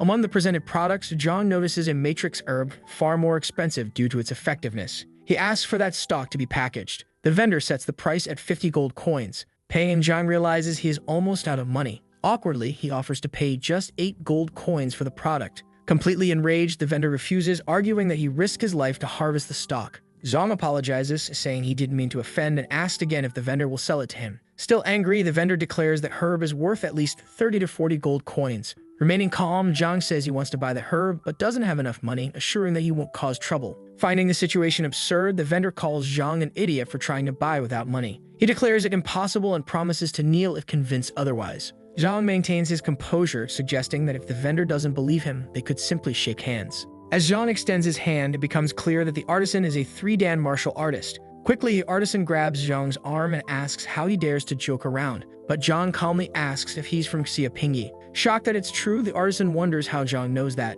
Demonstrating his skills, Zhang continues mentioning the difficulties the man faced in the Taxuan forest and how he was bitten by a snake. Zhang provides additional details, leaving the artisan stunned. He declares that if he's wrong, he'll leave immediately. Desperate, the vendor begs Zhang to wait and asks if he knows how to heal the wounds caused by the snake. The artisan offers all his medicinal materials in exchange for help. Zhang explains the effects of the snake bite and that no medicine can reverse the condition. He states that the only cure is consuming the gallbladder of a frozen bamboo snake. Immediately, the vendor mentions he has access to such a creature and will try it. Finding the snake, the artisan slices it open, consumes the gallbladder, and discovers that it works. Falling to his knees, the vendor thanks Zhang profusely, offering all the frozen sun herbs for free. Laughing, Zhang jokes that he always knew he'd get what he wanted without paying. The vendor apologizes, admitting he didn't realize Zhang was so incredible. Nearby, Master Mo Yang arrives in the area, causing a commotion as people rush to meet him. It's explained that Mo Yang is a renowned appraiser. Zhang reflects that appraisers are professionals who evaluate treasures, but with the Heavenly Path library, he doesn't need their services. He requests that his herbs be set aside for later pickup. The crowd gathers around the appraiser, begging him to assess their treasures. Mo Yang announces that he will evaluate only 5 items and asks everyone to remain calm. Meanwhile, Zhang uses his knowledge to assess other items for free. The villagers beg Mo Yang to stay longer and not leave that evening. Moved by their enthusiasm, the appraiser agrees to evaluate 5 more treasures, bringing the total to 10. Desperate, people offer money for appraisals. Offended, Mo Yang refuses, claiming he's there out of goodwill and has no interest in money. He scolds them, warning never to mention money in his presence again. Before starting, he cautions that not everyone will have a valuable treasure, but promises to provide guidance on acquiring one. The crowd clamors to be chosen, and an elderly man is selected. Mo Yang declares he will use ancient magic to identify the ideal treasure. He points to an ornamental vase from the late Kai dynasty as the perfect choice. Trusting the appraiser, the man agrees to purchase the item. Observing the scene, Zhang notices the vase is actually crafted by a level 1 artisan from southern Kailan. Initially, Zhang assumes the appraiser made an honest mistake. In an instant, Zhang is transported to the Heavenly Path library and wonders if Mo Yang used martial arts. A book appears before him. Flipping through its pages, Zhang finds a section stating that Mo Yang is a fraud and charlatan. Back in the commercial district, Zhang feels frustrated realizing the appraiser is a scammer. He grows upset thinking about how many people might have been deceived. When 1 slot remains, Mo Yang surprisingly calls on Zhang Zhuan. Stunned, Zhang is taken aback by being chosen. He quickly refuses, stating he doesn't need Mo Yang's help, but the appraiser doesn't accept no for an answer. Mo Yang insists that Zhang must want his assistance, and the crowd marvels at Zhang's defiance. Pressing on, Yang declares he won't take no for an answer and promises to help Zhang make a fortune. Claiming to understand Zhang's thoughts, the fraud assures him he'll provide protection, but first help him secure a treasure. Finding the appraiser narcissistic, Zhang grows tired of the conversation. Drawing in the crowd, Yang urges them not to covet the treasure he selects for Zhang. He presents an item, insisting Zhang buy it because it will bring great wealth. When the price is revealed to be 30,000 gold coins, everyone is stunned by how expensive the supposed treasure is. Irritated by the ordeal, Zhang shouts that he won't be fooled, calling the whole situation nonsense and reiterating that he doesn't want to buy anything. The crowd is shocked, unable to believe someone would dare speak to the appraiser in such a manner. Confused by Zhang's reaction, Mo Yang assumes there has been some misunderstanding. Bluntly, Zhang states that Mo Yang knows exactly what he's talking about and accuses him of being a fraud. Deeply offended, the appraiser insists he has been evaluating treasures for over 30 years and has helped countless people make money. Nearby spectators, hearing the accusations, defend the master, claiming he's a good person. Attempting to save face, Yang says he will forgive Zhang if he apologizes for his remarks. To prove his accusations, Zhang suggests polishing the purchased treasures, which would reveal their true fraudulent nature. Worried by the suggestion, Yang makes an excuse, claiming the pieces are too large and would take too much time to polish. Recognizing the excuse, Zhang realizes Yang already had a backup plan in case he was exposed. One of the spectators suggests Zhang evaluate a treasure himself, given his confidence in accusing the master of being a scammer. Yang supports the idea, offering Zhang a chance to evaluate a treasure and potentially increase its value. Without hesitation, Zhang accepts the challenge and agrees to evaluate a treasure. Before beginning, Zhang asks if he can choose the treasure first and pay after his polish,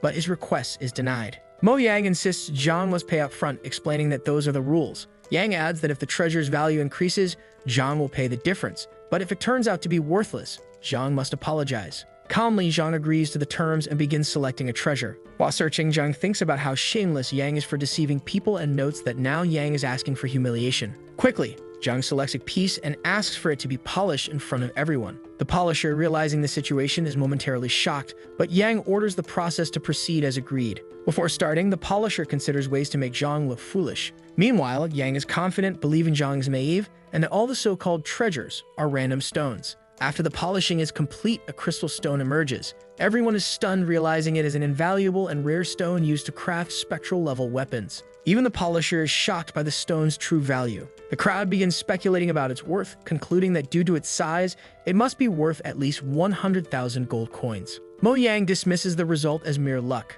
Claiming he has urgent matters to attend to, Yang attempts to leave, but Zhang stops him, saying he has a question. Irritated, Yang asks what it is. Zhang calls an elderly man to step forward. The man who had purchased a previous treasure approaches, and Zhang explains that the piece was made by a level 1 artisan from southern Kailan and is worthless junk. Shocked, the man protests, saying it was Mo Yang who selected it for him. To prove his point, Zhang asks the man to press the vase's neck, stating that if it's genuine, it won't break, but if it's fake, it will. Following Zhang's instructions, the man presses the vase and it cracks. Devastated, the elderly man cannot believe what he sees. The crowd, witnessing the vase break, realizes it is indeed junk. Zhang advises the man to demand an explanation from Mo Yang. He proceeds to explain to everyone how Yang's scheme works and how he deceives people. With the scam exposed, the crowd becomes furious with Yang for tricking them. Desperate to defend himself, Yang claims that even the best appraisers make mistakes and pleads with the crowd not to believe Zhang. Another man throws down stones he had purchased, discovering they, too, are worthless. Others follow suit, realizing all their items are fake. Trying to calm the crowd, Yang asks to speak with them, but they argue that he had no intention of talking when he was deceiving them. The crowd assaults Yang, while Zhang feels relieved to have brought justice. Later, Zhang arrives at a bookstore called Huang Yu. Observing the shop, he enters to look for martial arts books. An attendant approaches and asks if he's there to buy or browse books. Seeking advice, Zhang asks if they have any books for 6-dan martial artists, but the woman assumes he must be joking. She explains that the books are valuable and therefore not available for sale in such a small business. Understanding the situation, Zhang asks for suggestions on where he might find them. The woman considers how to help him and mentions that some skilled martial artists might have these books at home. She adds that she knows a man who owns such works but warns that he has a reputation for being grumpy. Unbothered, Zhang asks where the man lives, and the woman states that she's headed to visit him and that Zhang can accompany her. On the way, the two chat, and the woman explains that her recommendation is very studious and is known as a former teacher of Shenjui. She warns Zhang that Mr. Lu Chen despises nonsense, advising him to keep quiet if he wants access to the books. Not wanting to cause trouble, she tells Zhang to request the books himself. They continue walking, with the woman giving instructions on how to behave in the presence of the man. They arrive at a house and Zhang asks if it's where the teacher of the Majesty lives. A horse approaches. The rider, atop the horse, comments on the coincidence of meeting Yu there. Embarrassed, the woman clarifies that her name is Huang Yu and that she's not particularly close to him. Laughing, the rider says it's normal to call her more casually since their families have known each other for generations. The woman asks if he's there to visit Lu Chen. Dismounting, the rider asks who the man accompanying her is and why she brought a stranger to the house. Snapping back, she says it's none of his business. The two start arguing about whether it's appropriate to walk around with strangers. Noticing the tone, Zhang interjects, saying it's none of the man's concern who he is. Shocked, Yu asks Zhang if he knows who the man is and how he dares speak to him like that. She explains that he is Bai's son, the only son of Lord Zhen and Wine, the top official of the Tamswen Kingdom. Unfazed, Zhang asks who this lord is. Panicked, Yu realizes that Zhang's ignorance might lead to trouble if he says anything inappropriate. The door opens. Mr. Chang greets them and welcomes them inside while Bai explains that he's seeking guidance from Master Lu. Chang invites them to enter and wait in the living room. As they walk through the house, Zhang comments on the decor, noting that the courtyard resembles a natural ink painting. Everyone is confused by his remark, and Yu asks if Zhang knows about paintings. Chang confirms that Zhang's observations are correct, explaining that Master Lu decorated the house as if it were a painting. The group arrives at a room and is asked to wait there. While waiting, Yu asks Zhang if he knows how to paint, and he responds that he only felt the courtyard's arrangement had the essence of a painting. Bai accuses Zhang of pretending and advises Yu not to listen to him. Confused, Yu asks what Bai knows. The two start arguing, with Yu defending her new companion and Bai insisting that Zhang is just a fraud. Feeling out of place and irritated, Zhang laments being dragged into this situation when he only came to borrow some books. Mr. Lu approaches and the argument ceases immediately. They all stand and show their respect as Lu asks who commented that the courtyard looked like a painting. Trying to take the spotlight, Bai interrupts, suggesting the master shouldn't take Zhang's words seriously. Annoyed, Lu orders Bai to be quiet. He adds that he's glad they appreciated the decor and asks for help evaluating a painting. He hands the painting to Zhang. Yu hints to Zhang that this might be a test and that, if he passes, he could borrow as many books as he wants. Slightly exasperated, Zhang thinks that he wouldn't have mentioned the courtyard if he'd known it would lead to this. Master Lu interrupts his thoughts, asking if there's a problem. Attempting to comply, Zhang touches the painting and begins evaluating it. Suddenly, he has a vision. Zhang asks the master if he truly wants to hear his opinion on the piece. Summarizing in one word, Zhang declares the painting to be trash. Alarmed, Cheng warns that the painting was created by Master Lu himself. Yu is mortified, deeply embarrassed by Zhang's harsh evaluation. Bai mocks the situation mercilessly. The master calls for silence. Embarrassed, Zhang apologizes, stating he did not mean to offend. Calmly, Lu explains that it doesn't matter who painted it. He just wants to know its flaws and asks for an honest evaluation. Zhang then says that even a street painter could produce something of this level, but adds that if they investigate further, they'll be shocked. Lu asks what he means by investigating further. Without hesitation, Zhang pulls a knife from his pocket, saying he will demonstrate if the master doesn't mind. Bai tries to stop him, saying the painting is too valuable to destroy. Nevertheless, Zhang cuts the paper in half. Everyone watches intently as Zhang reveals that the rice paper painting is fake. He shows that the real painting is printed on the scroll beneath the rice paper. The room is filled with shock. Laughing, Master Lu finds it unbelievable that the young man noticed, as he had never shown anyone such a technique. Recognizing Zhang's talent, Lu asks him to evaluate another painting. Zhang states that the painting looks good but has a flaw in its composition. As an appraiser, he points out that the wild beast in the painting was likely never seen by the master and was instead imagined. Lu is stunned, as this is true, and can't fathom how Zhang discerned this just by looking. Wasting no time, Lu asks Zhang to explain the flaw in detail. Yu stands speechless, astonished that the master is seeking advice from a teenager. Zhang elaborates on the composition and explains the issues with the painting. Applauding, the master praises Zhang for his insights and agrees with his observations. Without delay, the master asks Yu to formally introduce him to her companion. It is only then that Yu realizes she doesn't even know Zhang's name, leaving Bai shocked. Perplexed, Lu declares that Zhang should be treated as a senior and addressed as a master. The Lord's son finds it laughable to treat someone under 20 as a senior. Irritated, Lu demands silence and orders everyone to show respect to Zhang Zhuan. Feeling awkward, Zhang explains that he understood the paintings by chance and does not deserve to be called a master for it. Still, Lu insists that only someone who has studied deeply could know such things, adding that Zhang is not so different from him. On this note, Lu says everyone else is a junior and should accept Zhang's reprimands if they misbehave. Bai and Yu find this outrageous given that they are nearly the same age as Zhang. Finally, the master asks what he can do for Zhang and what brings him to the house. Zhang explains that he heard about the books and wants to borrow some on 6-dan martial artist cultivation techniques. Lu states that he has many books and will gladly lend them to Zhang in his study. Cheng attempts to object. Still, the master insists it would be an honor to show Zhang his collection. The two proceed to the study. Inside, Lu points out where Zhang can find the books he's looking for. Zhang approaches the shelf. Quickly, he begins reading, worrying the master, who assumes Zhang doesn't like what he's found. Looking up, Zhang notices more books and Lu explains they were left by his son. Lu shares that his son loves brute strength and collected many secret manuals, bringing the most relevant ones to his father's library. Zhang asks to take a look, and the master consents. Once again, Zhang flips through the pages rapidly, leaving the master stunned, assuming Zhang dislikes the material.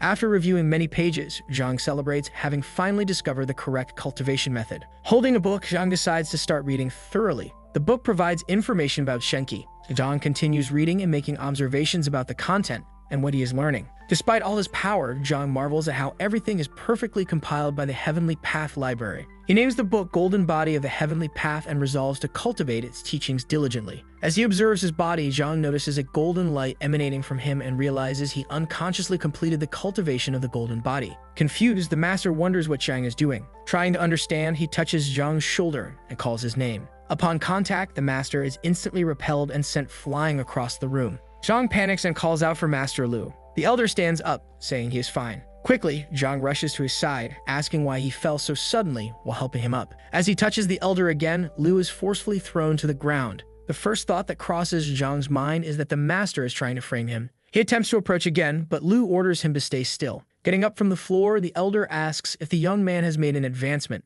Embarrassed, Zhang admits that he has but didn't realize his improvement was this significant. Trying to comprehend the situation, the master starts pondering what could have happened to make Zhang so strong in such a short time. Without finding answers, he decides to call Zhang to the sitting room. In the room, Yu and Bai are chatting, with Bai asking if Zhang Zhuan has reached the peak of the Dingli realm. Yu says she doesn't know since he was just a client, but admits that Bai may be right. Looking for trouble, Bai declares he wants to challenge Zhang later. Master Lu enters the room, visibly bruised, prompting the pair to ask what happened. He dismisses their concerns, assuring them he is fine. He then instructs Cheng to bring a strength-measuring pillar. Bai approaches Zhang and asks if he has indeed reached the peak of the Dingli realm, to which Zhang confirms. Without hesitation, Bai proposes a duel. Hearing this, the master observes that the two are at the same level and decides the fight will be an excellent way to assess Zhang's strength. Yu protests, upset that Bai would suggest a fight in the elder's house. The master reassures her, saying it's fine as long as they don't go overboard. The two prepare to fight, and Bai asks Zhang to instruct him properly. Bai launches a powerful punch.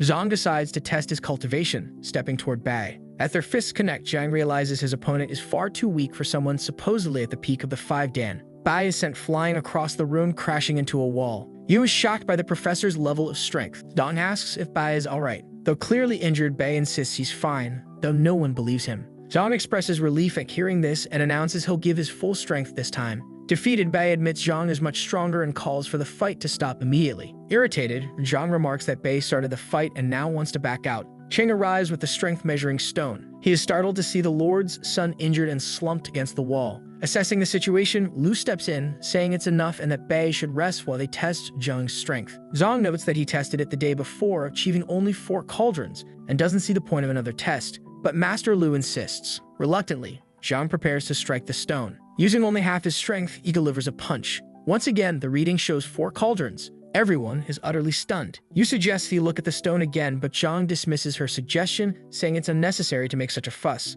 Upon closer inspection, he realizes his actual strength is 40-man cauldrons. In disbelief, Zhang claims the stone must be malfunctioning, but the master assures him it's correct and attributes the increase to his earlier breakthrough. The master explains what happened, mentioning the immense strength Zhang demonstrated in his fight with Bai's son. Yu and the Lord's son are baffled by this revelation. Even Zhang is confused by the flood of new information. Lu asks if Zhang has opened 46 acupoints, to which Zhang hesitantly responds, unsure. He explains that he hasn't made significant progress in cultivation, but recently experienced a notable increase in physical strength. Trying to make sense of it, the elder asks if Zhang ate any particularly red fruit in the past few days. Zhang recalls eating a strange fruit at the market earlier that day, which made him feel extremely hot. The master explains that it was a Hongjin pearl fruit, a legendary fruit said to boost physical strength significantly. Feeling sheepish, Zhang admits he only mentioned the fruit as a guess, not knowing it actually existed. The conversation continues inside the house. The master asks where Zhang comes from, and Zhang replies that he is a teacher at the Hongjin Academy. Laughing, Lu says that explains why Zhang is so powerful. He warns Yu and Bai to learn more from the other young man to discipline themselves.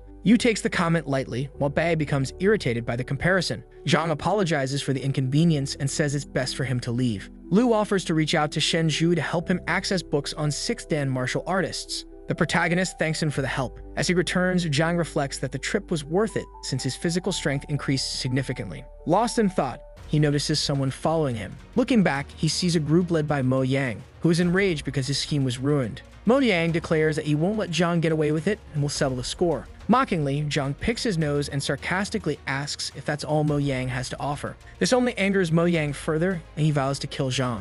Unbothered, Zhang remarks that he recently reincarnated and doesn't intend to leave with his mouth shut. Mo Yang orders Zhuang to beat Zhang up. The towering man approaches and asks if Zhang has any last words. Onlookers believe the large man will easily overpower Zhang. Zhuang warns Zhang not to move, saying one punch will be enough. As Zhuang strikes, Zhang grabs his arm with immense strength, causing the giant to scream in pain. Seizing the moment, Zhang decides to unleash his full strength. With a powerful blow, Zhuang is sent flying. Everyone, including Mo Yang, is left speechless and shocked by the scene. Despite this, Mo Yang and his men refuse to give up, determined to kill Zhang. One of the men steps forward, claiming he is in the Pixu realm and far superior to the Dingli realm. Zhang assesses his new opponent calmly. Mo Yang continues to bark orders, insisting Zhang pay for his actions. The fight introduces the eagle dive technique. Nearby, spectators watch the battle unfold. Mo Yang is confident that his henchmen will defeat Zhang with the eagle dive. Amused, Zhang says he's excited to fight someone in the Pixu realm. A powerful strike is launched.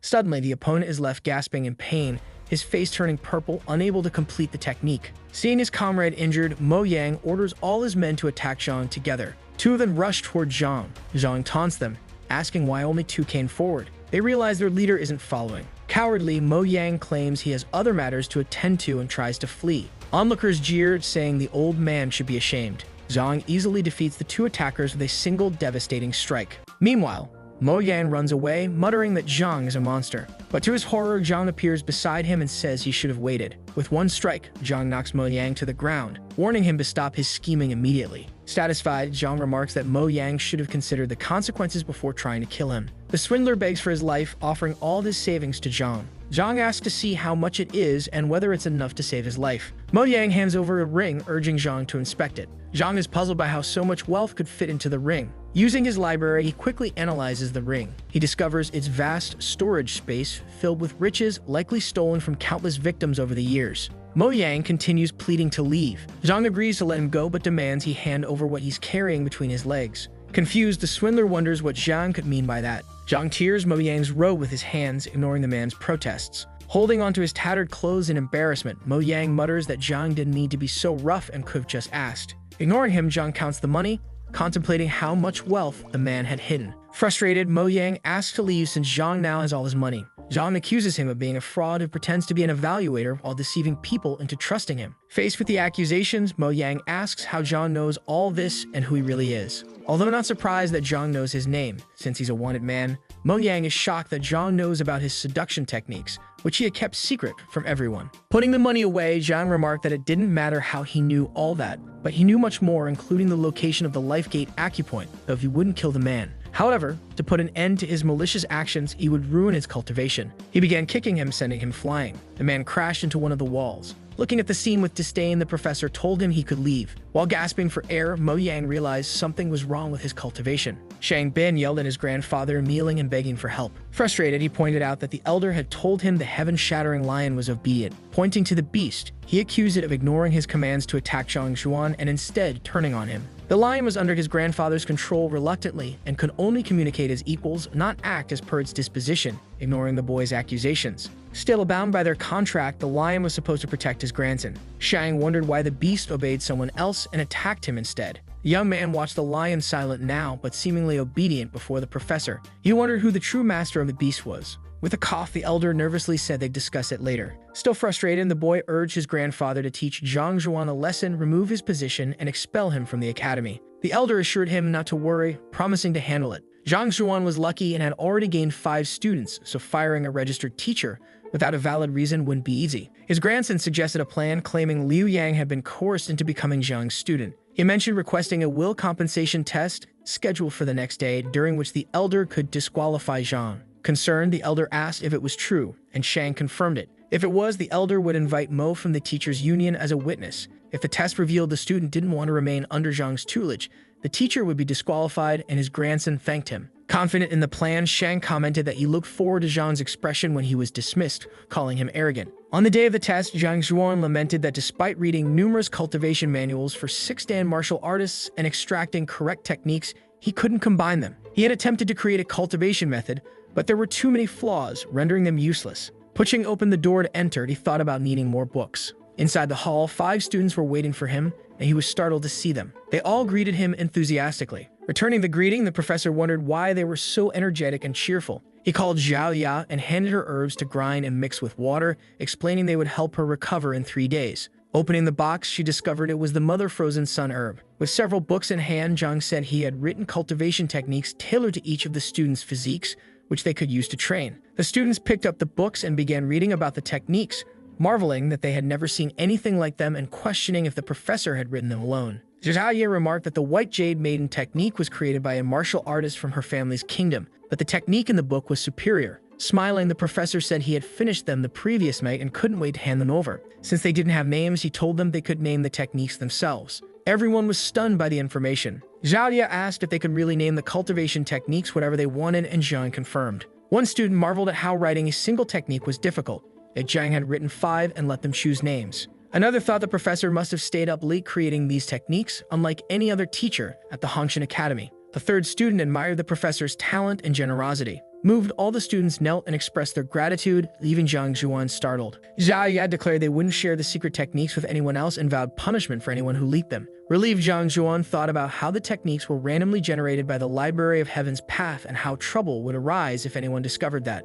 Meanwhile, Shen Biru paced nervously, pondering her next steps and whether appearing would cause misunderstandings. She only wanted to expose him. Determined, she decided she needed to uncover the truth and headed to the academy's entrance, where she encountered someone. The man was debating whether to enter or not, thinking that going in might anger Shen, but staying outside could make her feel wronged and hurt. The woman approaches the man, asking for his name. Rudely, he responds that he's just a passerby and warns her not to meddle in his business or she might get hurt. Irritated, Shenbiru wonders if the man was sent by Shang Bin to teach Zhang Zhuan a lesson, recalling how the young man threatened the professor after being humiliated by him. She asks the man if he knows the penalty for attacking a teacher from the academy, but he doesn't understand what she means. Remembering Shang Bin's jealousy over Zhang Zhuan's interest in her, the man asks if her name is Shenbiru. She confirms it and warns him to leave or face consequences, but the man accuses her of making excuses and questions if she's there to cause him trouble. Determined to protect Zhang Zhuan from further harm, even while injured, Shenbiru decides to take action and charges at the man. The man also moves to confront her, blocking one of her kicks with his arm. Elsewhere, a student asks Shang Bin about the elder's response. Shang reassures him, saying that as long as Liu Yang became Zhang Zhuan's student against his will, the professor's fate is sealed. He explains that once they both enter the Tower of Will, Zhang Zhuan will lose everything and be expelled from the academy. Grinning, the student expresses excitement, adding that if Shenbiru sees his capabilities, she'll fall madly in love with him. Shang Bin smugly thinks that Shen must have been deceived by Zhang's flattery, which is why she went to dinner with him. Once Zhang is expelled, he believes her heart will be his. The student wishes Shang success in his efforts. Laughing, Shang fantasizes about finally winning Shen's affection, while the student congratulates him until noticing something unusual. Pointing ahead, the student calls Shang's attention to Shenbiru fighting Yao Han. The student wonders if Shen found out about the earlier fight and is now avenging him. Shang is surprised, but the student insists there could be no other reason, believing Shen's actions prove she's in love with him. Clutching his chest in surprise and then anger, Shang decides he can't let her get hurt for his sake. He rushes toward them to help, determined to defend her. Yao Han notices Shang approaching and assumes the two are together. Seeing Shang, Shenbiru questions what schemes he might be planning. Shang attempts a kick to intervene, but both Shen and Yao Han step back to avoid it. Yao Han thinks Shang's actions are suspicious, wondering if he was hiding and waiting for Shen to show up so he could act like a hero to impress her. Before Shang can land another move, Yao Han grabs him and starts slapping and punching him. Concerned, the student asks Shen if she plans to help, but she observes the fight and remarks that it looks too real to be staged. Turning to Shang's student, she asks if he wants her assistance. Desperate, the student pleads for her help, fearing his master might die if left unaided. Reluctantly, Shen agrees to intervene, intending to put an end to what she suspects as a charade. Yao Han, now realizing his injuries and the risk of facing both of them, decides it's time to leave. He throws Shang toward the group, vowing to make them pay tenfold for what happened. As Yao Han retreats, he leaves the injured Shang behind, much to Shen's confusion. Irritated, Shen remarks that the scene looked like a pathetic act, while the student calls out worriedly for his master. The academy doors open and Zhang Zhuan steps out, demanding to know what chaos is happening in front of his classroom. Shang Bin attempts to threaten Zhang but struggles to speak due to his swollen mouth. His student explains that he filed a complaint with the academy accusing Zhang of coercing Liu Yang into becoming his student. As a result, the academy has arranged a test, and they must go immediately. Zhang appears puzzled about the nature of the test. On behalf of the academy's administrative office, Shang's student demands Zhang attend the test, warning that failure to comply will result in expulsion for violating the rules. Concerned, Shenbiru doesn't understand how Zhang remains so confident when it's clear these two are scheming against him. She urges him not to go. With determination, Zhang declares that he will attend, shocking everyone present. Turning, he calls for Liu Yang. Reluctant at first, Liu Yang now seems inclined to trust Zhang and declares that he's ready to do whatever his teacher asks. The young man told Shang not to worry, as he had recruited the student himself and preferred certainty over doubt. Shang agreed it was a good move. The woman questioned how the professor could agree to this and suggested he should have delayed the test, but he replied that everything was fine. Yang left the school, summoned to the test. Knowing that Shang's grandfather was the head of the Office of Affairs, yet agreeing to the test, Shenbiru criticized Zhang Zhuan, saying he was bringing misfortune upon himself. However, since it all started because of her, she couldn't just stand by and watch, so she decided to follow and see what would happen. At the Will Comprehension Tower of the Hongshan Academy, the director of the Office of Affairs apologized to Elder Mo for the issue. Mo replied that if it were true the professor forced a student to follow him, he would report it to the teachers' union and revoke his license. During the last teacher qualification assessment, Zhang scored a 0 and received an ultimatum. He would be fired if he didn't recruit any students. If Kaoxiang hadn't reported the issue to the academy and requested the test, the director wouldn't have known. The elder noted that the test might sever relationships between professors, but was the only way to remove rotten apples from the basket, so the director shouldn't blame himself. The doors opened and everyone entered the room. Shang's grandfather, alarmed, asked what had happened. Shang explained it was an accident. He handed the young man some pills to heal his wounds while another teacher pleaded with Elder Mo for justice. He claimed Zhang Zhuan broke the rules of fair competition, forcing Liu Yang to become his student. He was there to conduct the test for the student's sake. The mentioned student appeared confused by what was happening. Shocked, Zhang Zhuan insisted that Liu Yang had chosen him voluntarily and pointed out that he hadn't forced anyone to follow him. Cao Xiang wondered why Zhang was so nervous. Turning to the student, Zhang blinked, signaling him, and asked him to confirm he hadn't been coerced. The student understood it was a setup. Nervously, Liu Yang stammered that the professor had never forced him, and that he became this student of his own accord. Elder Mo, noticing the student's unease, suggested Zhang give up the student and leave him to his colleague, thereby avoiding the test. But the other teachers protested loudly. Shang argued that the academy had already approved the test, and canceling it now would make the academy's rules a joke. Cao Xiang agreed, stating they only wanted the student to have the freedom to choose his teacher without coercion. The elder decided that since everyone agreed to the test, it would proceed to clarify things. Liu Yang would take the test, and afterward, the teacher he chose would be the winner. After the test, the losing side would be expelled from the academy. The director asked Zhang if he had any objections. Zhang replied that he held no grudge against Cao, but felt expulsion was too harsh. He proposed that instead of expulsion, the loser should be disqualified and receive 100 strikes from the immortal subjugating rod. Everyone in the room was stunned, wondering if the punishment was really lighter since Zhang had suggested it himself. Mo pondered that even if expelled, a teacher could still teach elsewhere, but losing his position was entirely different. It would cost him his career and make him a laughingstock wherever he went. Cao wondered if Zhang was digging his own grave since the rod was a specially forged weapon strong enough to flay skin and break bones. Shang thought this was a trap set by the other professors, but instead of refusing the test, Zhang had raised the stakes. He wondered if Zhang had gone mad. With a smile, Zhang said the other side had requested this, then turned to the elder, saying he found the suggestion very reasonable and hoped it would be approved. Liu Yang thought his teacher pretended to be nervous to lower their guard, only to suggest a harsher punishment. He concluded Zhang was a natural schemer. With the punishment decided, the test began. It involved a crystal ball made from a questioning stone. Professors and students placed their hands on the ball, one pair at a time, and the ball would reflect the level of trust. The winner would be the pair with the highest score. The elder asked if anyone had questions, and they all responded negatively. Cao thought to himself that Liu Yang was among the top 100 students, while Zhang had scored 0 in the evaluation. There was no way Liu Yang would want to remain Zhang's student after the test, leading to his expulsion. Mo stated that since Zhang proposed the test, he should go first and called the student forward. Both placed their hands on the crystal ball and it began to glow. The will questioning stone induces a hypnotic trance. Once someone comes into contact with it, they are drawn into an illusion. Everything within comes from the deepest parts of one's heart, free from any external interference. If a student was coerced into joining a teacher, their lack of trust would manifest as resentment. The test detects the innermost thoughts of the student with precision. The level of trust is reflected numerically with a maximum score of 100. Every 10 points represent a level of trust, and scores typically hover around 30. Shen remarked that the two professors were in completely different leagues and would never have crossed paths if not for her. She then urged Zhang to leave the academy and never return. Hearing this, Shang questioned whether it was too late to back out. The will comprehension test had already started, and it was impossible to withdraw now. Shang thought Zhang would soon realize how foolish his decision was. Smirking, the professor asked Shang how he could be so sure of victory. He pointed out that Kao had personally recruited Liu Yang and spent half a month with him, assuming his trust points would exceed 20. Zhang, he assumed, would score much lower. Hongshan Academy was the most prestigious institution in the kingdom. If news spread that his students scored low trust points, Zhang would be ridiculed throughout the realm. Despite everything, Zhang remained calm, prompting Shen to wonder how he could be so composed. The director proposed a wager to Elder Mo, guessing how many points each would achieve. Mo stated that if Liu Yang trusted one teacher, his score would be high, but if coerced, it would drop below 0. In such a case, Mo assured he would report Zhang to the teachers' union and ensure his disqualification. The results began to appear. Cao anticipated taking Liu Yang as his student after the test, leading to Zhang's expulsion. With Shang Bin's support, Cao's career at the academy would flourish. The crystal ball glowed, revealing a score of 10 above Cao and Liu Yang. Cao was stunned, wondering how such a low score was possible when he had personally recruited the student and spent almost a month with him. Zhang asked Liu Yang if this was the level of trust he had in him.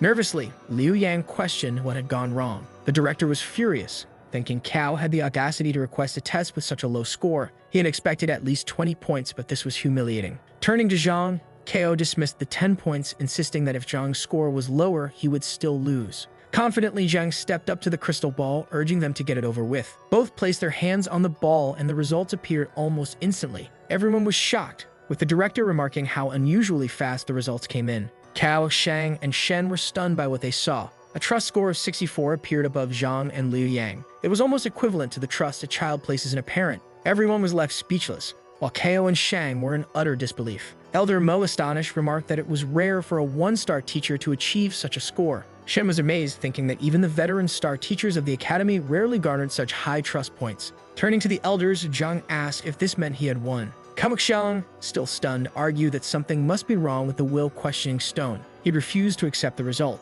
Shang Bin agreed, saying it was impossible for Liu Yang to trust Zhang that much. If it were true, even top teachers like Luke Sun and Wan wouldn't compare to him. Mo observed Liu Yang's eyes clear and bright with genuine admiration. It couldn't be fabricated. The trust was real. The elder stated that the stone probed the deepest parts of the heart and had never malfunctioned. He warned the others to stop talking nonsense or face expulsion. With the victory secured, Zhang declared it was time to honor the agreement. He turned to Kao, reminding him to fulfill the terms of the bet. The director, smiling, said Zhang had already won and suggested letting the matter rest. Zhang remarked that if he had lost, they certainly wouldn't be saying the same thing. The man then told Zhang to behave, saying he was just a junior teacher who got lucky because his students' trust level had risen, but that was all. Turning to the elder, he insinuated that Zhang must have used some trick to increase the students' trust, citing another student who had suffered a chi deviation under his guidance. Curious, Zhang asked about this chi deviation. Kava claimed that due to such incidents, all of Zhang's students had abandoned him, and seeing how much Liu Yang trusted him now, he suspected the use of special methods to deceive him. Otherwise, someone who had scored 0 in the teacher qualification evaluation couldn't have gained 60 trust points in just 2 days.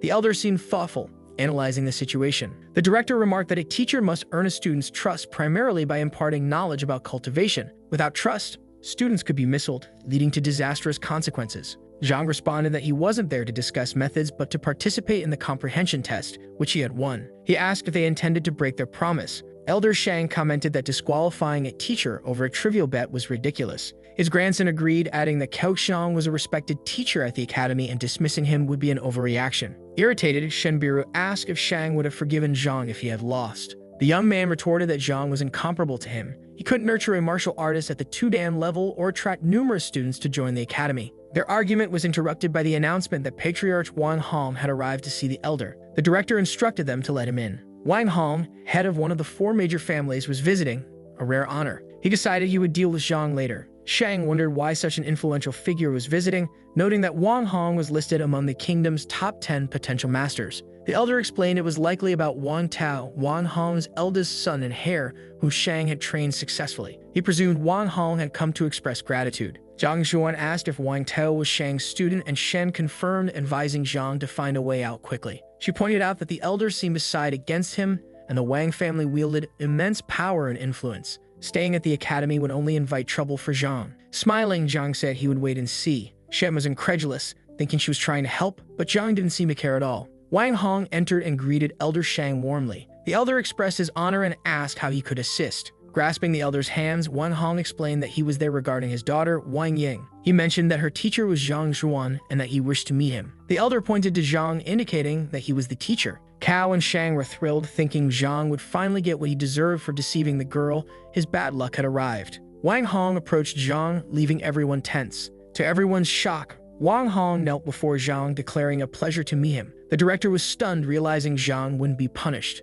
Everyone else was equally shocked, wondering why Wang Hong knelt instead of berating or striking Zhang. Zhang helped him up, asking why he was doing this. Wang Hong explained that Zhang had healed his daughter's legs and imparted profound knowledge to her. He had come to personally express his gratitude. Smiling, Zhang modestly replied that it was nothing. She was his student, and it was his duty to help her. Hearing this, Elder Mo appeared pleased, commenting that such acts reflected Zhang's noble spirit, which undoubtedly contributed to Liu Yang's trust. Wang Hong added that visiting personally wasn't necessary, even though Zhang was his daughter's teacher, which astonished the elder. The patriarch remarked that Elder Mo was a true sage, but noted he also had a favor to ask of Shang Chen. The director expressed his willingness to help, and Wang Hong explained that his son had been studying under Shang. He admitted he had never personally thanked Shang for his efforts and wished to offer a small gift. Shang humbly stated that he was just doing his job. Nervously, Shang thought he couldn't accept any gifts with Elder No present. Smiling, Wang Hong praised Shang's morality, but mentioned that his son's lessons were no longer aligned with his cultivation needs, so he wanted to transfer him to another class.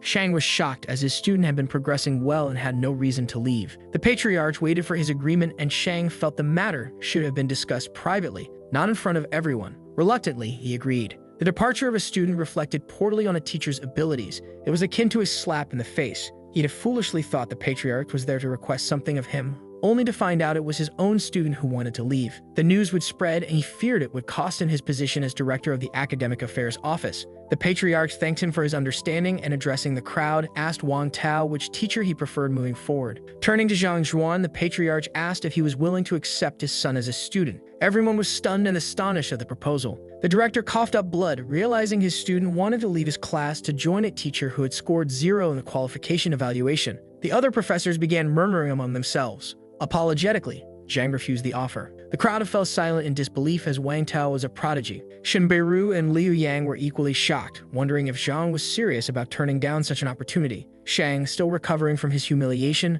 felt utterly disgraced. His student preferred Zhang, yet Zhang had refused. Elder Mo, impressed, admitted he had underestimated Zhang and that the teacher was far more capable than he had thought. The patriarch, surprised, asked again, only to hear another no. He began to wonder if his son had failed to mention something significant. The patriarch explained that his son could be impulsive and had likely failed to recognize Zhang's talent, asking Zhang not to take it personally. Cao interrupted, suggesting Zhang had refused not because of any grudge, but because he was a martial artist at the Zhenqi realm, while Wang Tao was at the Peigu realm, making him too weak to teach a more advanced student. Shang agreed, mocking the idea of Zhang being capable of mentoring such a student. The director advised Zhang to reconsider, noting that while it was acceptable for Wang Tao to leave his class, choosing a weaker teacher would only hinder his cultivation journey. The patriarch mentioned his daughter's praise for Zhang's teaching methods, but admitted he didn't know Zhang's exact cultivation level. One professor chimed in, accusing Zhang of being a fraud and stating that it was easy for a 3-dan martial artist to fool newcomers but impossible to deceive more experienced students. Shang supported the claim, saying Zhang hadn't even advanced to the 4-dan realm and couldn't possibly guide a Peigu realm student. The patriarch countered, saying his son had witnessed Zhang blocking a powerful strike with just 2 fingers, something no Zhenqi realm martial artist could achieve. The professors mocked the claim, suggesting it was an exaggeration, and argued that someone at the peak of the Peigu realm had strength exceeding 700 kilograms. They started discussing Zhang's evaluation scores and Wang Tao's abilities, but were interrupted by Liu Yang, who confirmed seeing Zhang's feat himself. The director dismissed Liu Yang's claims, stating that as a cultivation master, he couldn't believe such a story. Just as he was about to continue, a servant arrived announcing someone was there to see Zhang Zhuan. When asked, the servant replied that it was the young Lord Bai's son, Summagen and Wang. The director, startled, yelled for the servant to let him in immediately, and the man hurried off. Elder Mo began questioning why so many people were seeking Zhang, suspecting a hidden connection between them. Shen wondered how Zhang was acquainted with someone of Bai's son's status, given their social disparity. The young lord entered, and everyone greeted him respectfully. He acknowledged Zhang with a smile, and Zhang asked why he was there. Bai's son approached, stating he would soon finish his current duties and wanted to begin learning under Zhang as soon as possible. The entire room was abuzz, with everyone questioning how the young lord was so familiar with Zhang and why he treated him so deferentially. Shang, frustrated, accused Zhang of rudeness, claiming he was unfit to be a teacher and lacked proper manners. Turning to Bai's son, he apologized on Zhang's behalf, calling him weak, clumsy, and utterly inappropriate as a mentor. Upon hearing all that, the young lord turned to Shang, cursing and asking who he thought he was. He declared that Zhang Xuan could be considered a senior akin to a grandfather in terms of seniority, and asked if Shang wanted to die for disrespecting him. This left the director speechless, unable to form a response. The young lord continued, explaining that Lord Zhen and Wang, his father, shared the same seniority as the kingdom's majesty. If Zhang was a grandfather in seniority, then he was also senior to the majesty himself. The professors were shocked, questioning what was happening. Mo wondered who Zhang Zhuan truly was and why the young master treated him with such reverence. Bai's son stated that Zhang was not only a master of painting and calligraphy, but also 3 times stronger than himself. Hearing this, Zhang Zhuan felt staying low-key would now be impossible. The director, feeling threatened, asked Shang if he wanted to die for calling Zhang rude and criticizing his methods. Shang apologized profusely. The young lord commented that it was fortunate Zhang hadn't made a move earlier. If he had, Shang would not have survived. This statement left everyone wondering what Bai's son truly meant. Zhang internally lamented, thinking he wanted to hide his strength for a grand reveal. But it seemed that auction was gone now. The patriarch changed his stance, requesting Zhang accept his son as a student. Bai's son, visibly irritated, threatened Zhang, stating he also wanted to be his student and challenging him to a fight, putting Zhang in an awkward position. With seriousness, Zhang Zhuan agreed to take Wang Tao into his class and promised to consider Bai's son if Wang performed well. This announcement further shocked the director. Smiling, the young lord offered his assistance in exchange for Zhang, teaching him painting and calligraphy. Turning to Shang, Zhang reminded him that the comprehension test was over and it was time to fulfill their agreement. Cao protested, saying Zhang was taking things too far. Losing the test meant taking the 100 lashes, but he was not qualified to disqualify him. Zhang asked Mo for confirmation, and the elder affirmed that teacher qualifications could only be revoked by the union and only if the teacher had made significant errors. Zhang acknowledged this but pointed out that it wasn't mentioned during the bet. Cao admitted he didn't expect to lose. The only way to revoke a qualification now was if a notable teacher or tutor personally confirmed his incompetence, but such individuals wouldn't care about his simple wager. At that moment, another servant arrived, announcing that a girl named Huang Yu was there to see Zhang Zhuan. Bai's son, surprised, asked if Yu was really there too. Mo instructed the servant to let her in, and Huang Yu soon entered. The elder greeted her warmly, and she returned the gesture, bowing to Zhang as well. Huang Yu was the daughter of President Huang of the Teachers Union and a genius who became a tutor in her teens. Sweating nervously, the director muttered to himself that it seemed Zhang had summoned the devil, as everyone arriving was there to counter the accusations against him. The other professors, equally nervous, couldn't understand why so many people respected Zhang, considering his 0 score in the qualification exam. Cao Xiang, trembling, asked if she was really a tutor, and she confirmed, stating that Mr. Liu had selected her for the role. Smiling, Zhang Zhuan commented that her position was indeed impressive. Huang Yu turned to Elder Mo, stating that Cao had exploited the test for personal vendettas and accusing his colleague unjustly. She recommended revoking his qualification immediately. The accusation sent Cao sprawling to the floor in despair. He thought about how much effort he had put into earning his qualification. Losing it would ruin his reputation, and no one would ever hire him again. Cao clenched his fists against the ground, yelling that Zhang Xuan had not truly won. He accused Zhang of scoring 0 in the qualification exam and causing a student to suffer a Shenqi deviation,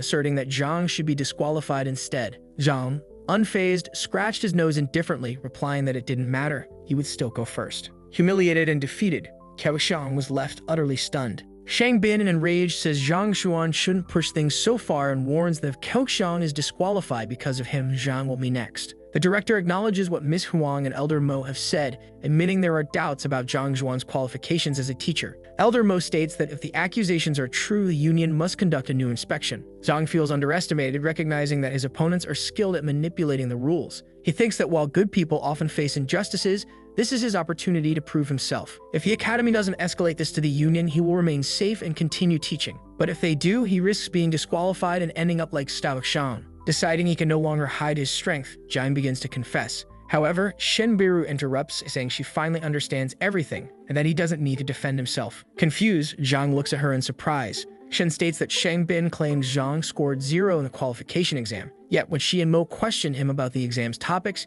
he answered everything correctly. Bai Shun adds that Zhang's wisdom was confirmed at Master Lu's estate, where his punching strength reached 49 cauldrons. Shen nods in agreement. Shen says it doesn't make sense for someone with such power to score 0 on a simple exam. Wine points out that the Academy's exams are typically conducted by the Office of Academic Affairs, but no one truly knows how they're graded. Pointing at the director, Shen accuses his office of falsifying the results. Elder Mo observes Zhang's calm demeanor throughout the accusations, concluding he's a magnanimous and altruistic teacher who lives harmoniously with the world. The three grow angrier at the director, who appears increasingly confused. Dong considers explaining the inaccuracy of his results but didn't expect the accusations to escalate to this level. Shang demands to know why he is being blamed, insisting that as the head of academic affairs, he had no reason to frame a junior teacher. Mo interjects, suggesting Shang's grandson aspired to become a star teacher, but Zhang's superior abilities pose a threat. To protect his grandson's ambitions, Shang attempted to remove Zhang. Elder Mo declares he finally sees the truth, calling Shang manipulative. Liu Yang, Bai's son, and Huang Yu step forward as witnesses, accusing the academy of wrongdoing and supporting Zhang. Shang, bewildered, denies knowing about Zhang's skills and claims never to have met him before. Turning to Zhang, Shang urges him to speak up and stop playing the victim. Grinding his teeth so hard his mouth bleeds, Shang shouts Zhang's name in frustration. Mo questions how Shang has the nerve to feign innocence. Shen questions how someone so corrupt became the director, while the patriarch suggests revoking his teaching qualifications. Shang Bin is left in shock. Looking at Shang's bleeding mouth, Elder Mo remarks that his anger must have been unbearable. But now, having let it out, he should feel relief. With renewed determination, Shang shifts the focus to the student who suffered a Zhenqi deviation, demanding Zhang explain himself. Realizing he cannot change what his predecessor did, Zhang begins to respond but stops mid-sentence. Shang seizes the opportunity, instructing a servant to summon Zhao Yanfeng from Lu Xun's class to testify. Lu Xun is a star teacher and the academy's most popular instructor. Mo questions why such a prestigious teacher would accept a student who suffered a Zhenqi deviation. According to Zhang's predecessor's memories, Zhao Yanfeng stopped attending class after the incident out of shame, causing his former teacher to abandon him. The director recalls that with months of guidance and recovery under Luke's son, Zhao overcame his issues and reached the peak of the Juxi realm, poised for further advancement. Wang commends Lu's son for rehabilitating a student who had suffered a Zhenqi deviation. Zhao Yanfeng arrives at the tower and introduces himself. The director points to Zhang, asking if Zhao recognizes him. Zhao confirms Zhang as his former teacher. The director asks about the Zhenqi deviation, and Zhao explains that fortunately, Luke's son saved him. Otherwise, he would have been crippled. The director uses this as evidence, declaring that the victim of Zhang's negligence is standing before them. Elder Mo agrees that an investigation must continue, as causing a Zhenqi deviation is grounds for revoking teaching qualifications. The director turns to Zhang, stating it's time for him to defend himself, as his future depends on whether Zhao accepts his apology. Zhang steps forward, calmly admits his mistake, and takes responsibility. In response, Zhang shocks everyone by admitting he intentionally caused the Zhenqi deviation. Gasps echo through the hall. Shenbiru immediately condemns his actions, stating he endangered his student and questioning Elder Mo about his qualification to teach. The room erupts in judgment. Yanfeng, furious, demands to know why Zhang would deliberately teach him incorrectly, assuming malicious intent. Zhang sighs and calmly asks if anyone in the room truly understands his actions. When no one offers an answer, he begins to explain. He reveals that Zhao Yanfeng was born with congenital blocked meridians, a rare condition where Zhenqi cannot flow properly through the body. Miss Huang remarks that such a condition is typically seen as a defect, as it prevents the individual from ever reaching the Danshan realm. Elder Mo listens intently, trying to comprehend the situation. Zhao, in disbelief, denies the possibility, claiming he never experienced any noticeable resistance during cultivation. Zhang counters, asking if Zhao ever felt shortness of breath or intense pain, as though his body was being torn apart when collecting Zhenqi. Shocked, Zhao confirms these symptoms and that Zhang knew about them. The entire hall falls silent. The director challenges Zhang's reasoning, questioning what congenital blocked meridians have to do with causing Zhenqi deviation. Zhang explains that Zhenqi deviation can be leveraged as a controlled technique to destroy the blockages in the meridians, thereby resolving the underlying issue. Miss Huang is astonished, stating that it's unheard of to use Zhenqi deviation as a method to unblock meridians. Elder Mo, wide-eyed, declares that if Zhang's method is true, it could revolutionize the entire cultivation world. Zhang asks Zhao if, since the Zhenqi deviation, he has experienced the symptoms of blocked meridians. Zhao admits he hasn't and always believed his improvements were due to Lu Xun's teachings. Zhang calmly explains that during Zhenqi deviation, the Zhenqi becomes wildly powerful, strong enough to break through the blockages provided proper measures are taken afterward to stabilize the body. He laments that Zhao left without understanding this and treated him as an enemy instead of recognizing the life-changing help he provided. Sheng retorted that it was impossible, and even if it were true, the professor should have explained it beforehand, as Zhao Yanfeng definitely wouldn't have left if he knew. The professor explained that Zhenqi deviation gets its name because it causes pain and loss of control. If he had revealed the plan earlier, Yanfeng would have been too scared to take the risk. Zhang stated that it didn't matter whether the director believed him or not. He had examined the student's body and confirmed that Yanfeng had reached the Juxi realm and was on the brink of advancing. He then asked how long it would normally take for such progress. Yanfeng replied that Lu Laoshi had said it would take about 6 months of calm cultivation to reach the Danshan realm. The patriarch noted that Yanfeng's talent was mediocre and that advancing in 6 months with Lu Xun's guidance was already a significant achievement. Miss Huang agreed. Zhang dismissed their assessment, calling it nonsense. He revealed that he could help Yanfeng make the advancement within an hour. Both the patriarch and Miss Huang were stunned, while Elder Mo argued that achieving such progress in 6 months was already difficult. How could the professor claim to do it in just 1 hour? The director scoffed, saying cultivation wasn't as simple as eating or drinking. It required step-by-step effort, and achieving it in an hour was out of the question. Zhang turned to the director, asking if he truly didn't trust him. Yanfeng, recalling how Zhang had helped him unlock his meridians, began to believe it was possible. Zhang placed a reassuring hand on Yanfeng's shoulder, telling him he didn't blame him for doubting. But if he missed this opportunity, he'd have to wait another 6 months.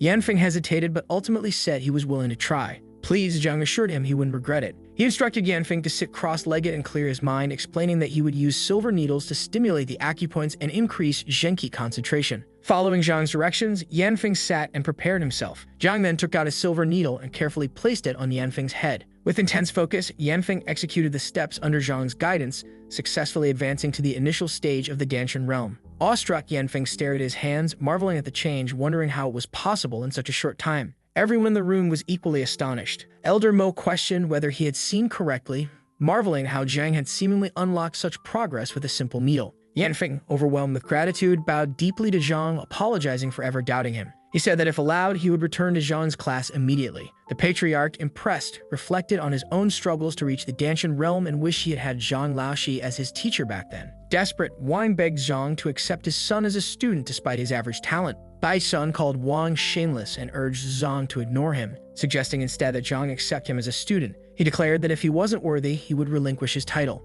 Confused by the chaos, Zhang promised to discuss the matter later. Turning to Yanfeng, Zhang asked if he still believed the Zhenqi deviation was caused by his incompetence. Yanfeng admitted he was wrong, acknowledging that Zhang had been trying to help. He apologized and asked for forgiveness. Zhang then addressed Elder Shang, asking if he had anything else to say. Shang, at a loss, realized he couldn't refute Zhang's explanation. Even Yanfeng now believed the Zhenqi deviation had been for his benefit. Elder Mo intervened, telling the director to remain calm. He announced that Cao Xiang had slandered his colleague and demonstrated poor morality. His qualification as a teacher would be revoked, and he would face 100 lashes. Shang Bin would be suspended pending further investigation. As for Shang Chen, he would be stripped of his positions as elder and director of the Academic Affairs Office, with the case being referred to the Union for additional punishment. Shang Chen, realizing his career was over, fell to his knees in despair. Elder Mo apologized for the trouble, blaming the Union for failing to properly vet its teachers. Zhang reassured him that it was fine, as 1 or 2 bad apples were to be expected. Elder Mo vowed to address the issues upon returning to the Union and ensure fair results.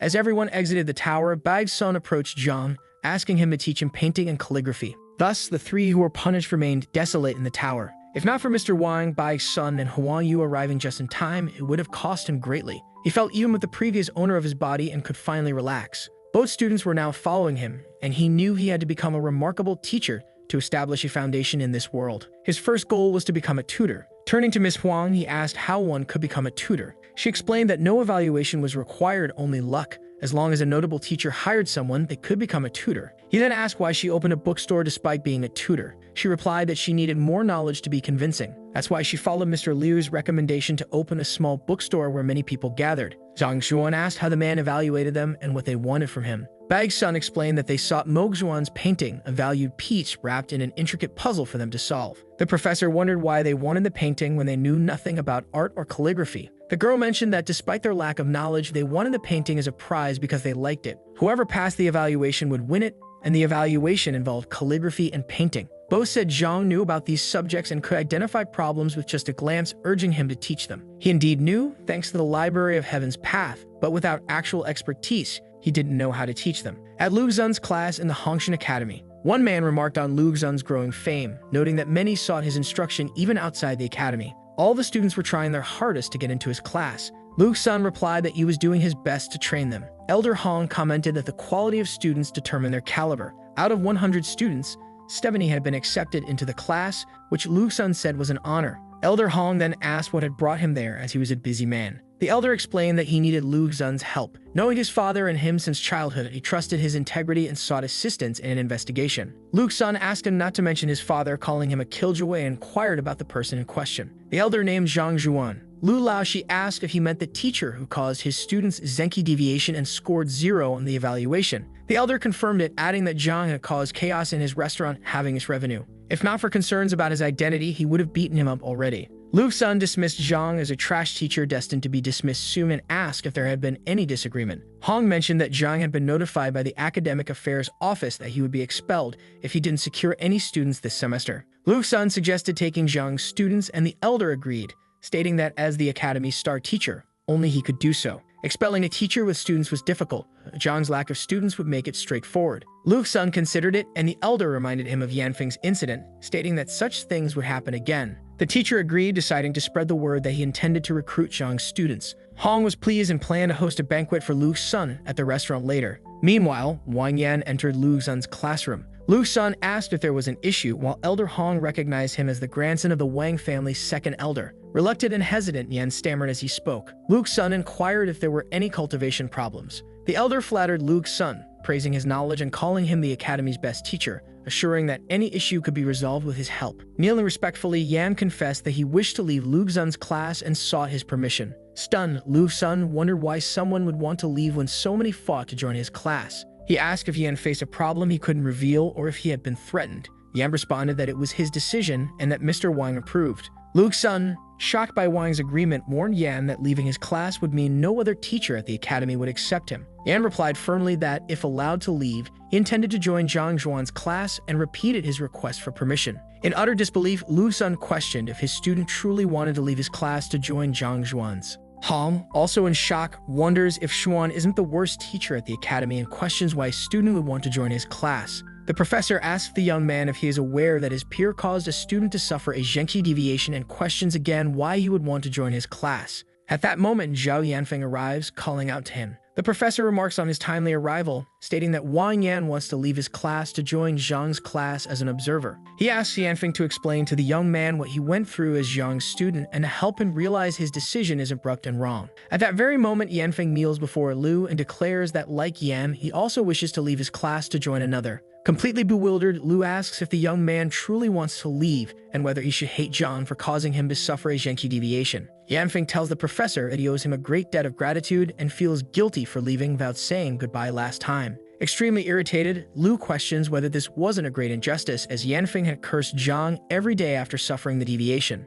Lu then decides it's fine, acknowledging their decisions, and states he will cancel both of their registrations later. Both students express their gratitude. Looking at each other, the two students are thrilled to finally have a chance to join Zhang's class. Lu begins to voice his frustration but notices that the young men have left in such a rush that he couldn't finish his thought. In a fury, he questions how Zhuan dares to steal his students and declares he won't be held accountable for what he's about to do. He calls Yu Hong, who approaches after hearing the command. The long-haired, blue-haired man is instructed to deliver a challenge letter to Zhang's classroom and announce that during next month's freshman competition, there will also be a teacher evaluation. Zhu Hong complies and delivers the letter. However, an elder asks Lu about the challenge letter during the freshman competition, already aware of what Lu intends to do. Lu is livid about Zhang stealing his students and humiliating him in the process. The elder questions if Lu is truly willing to go through with a teacher evaluation against Zhang. Determined, Lu declares that he will make a wager, stating that if Zhang loses, all of his students will belong to him. Lu reveals that he initially planned to use Yanfeng to attract the attention of notable professors and eventually become an assistant teacher. But unexpectedly, his student transferred classes and Zhang, who scored 0 on his evaluation, further tarnished his reputation.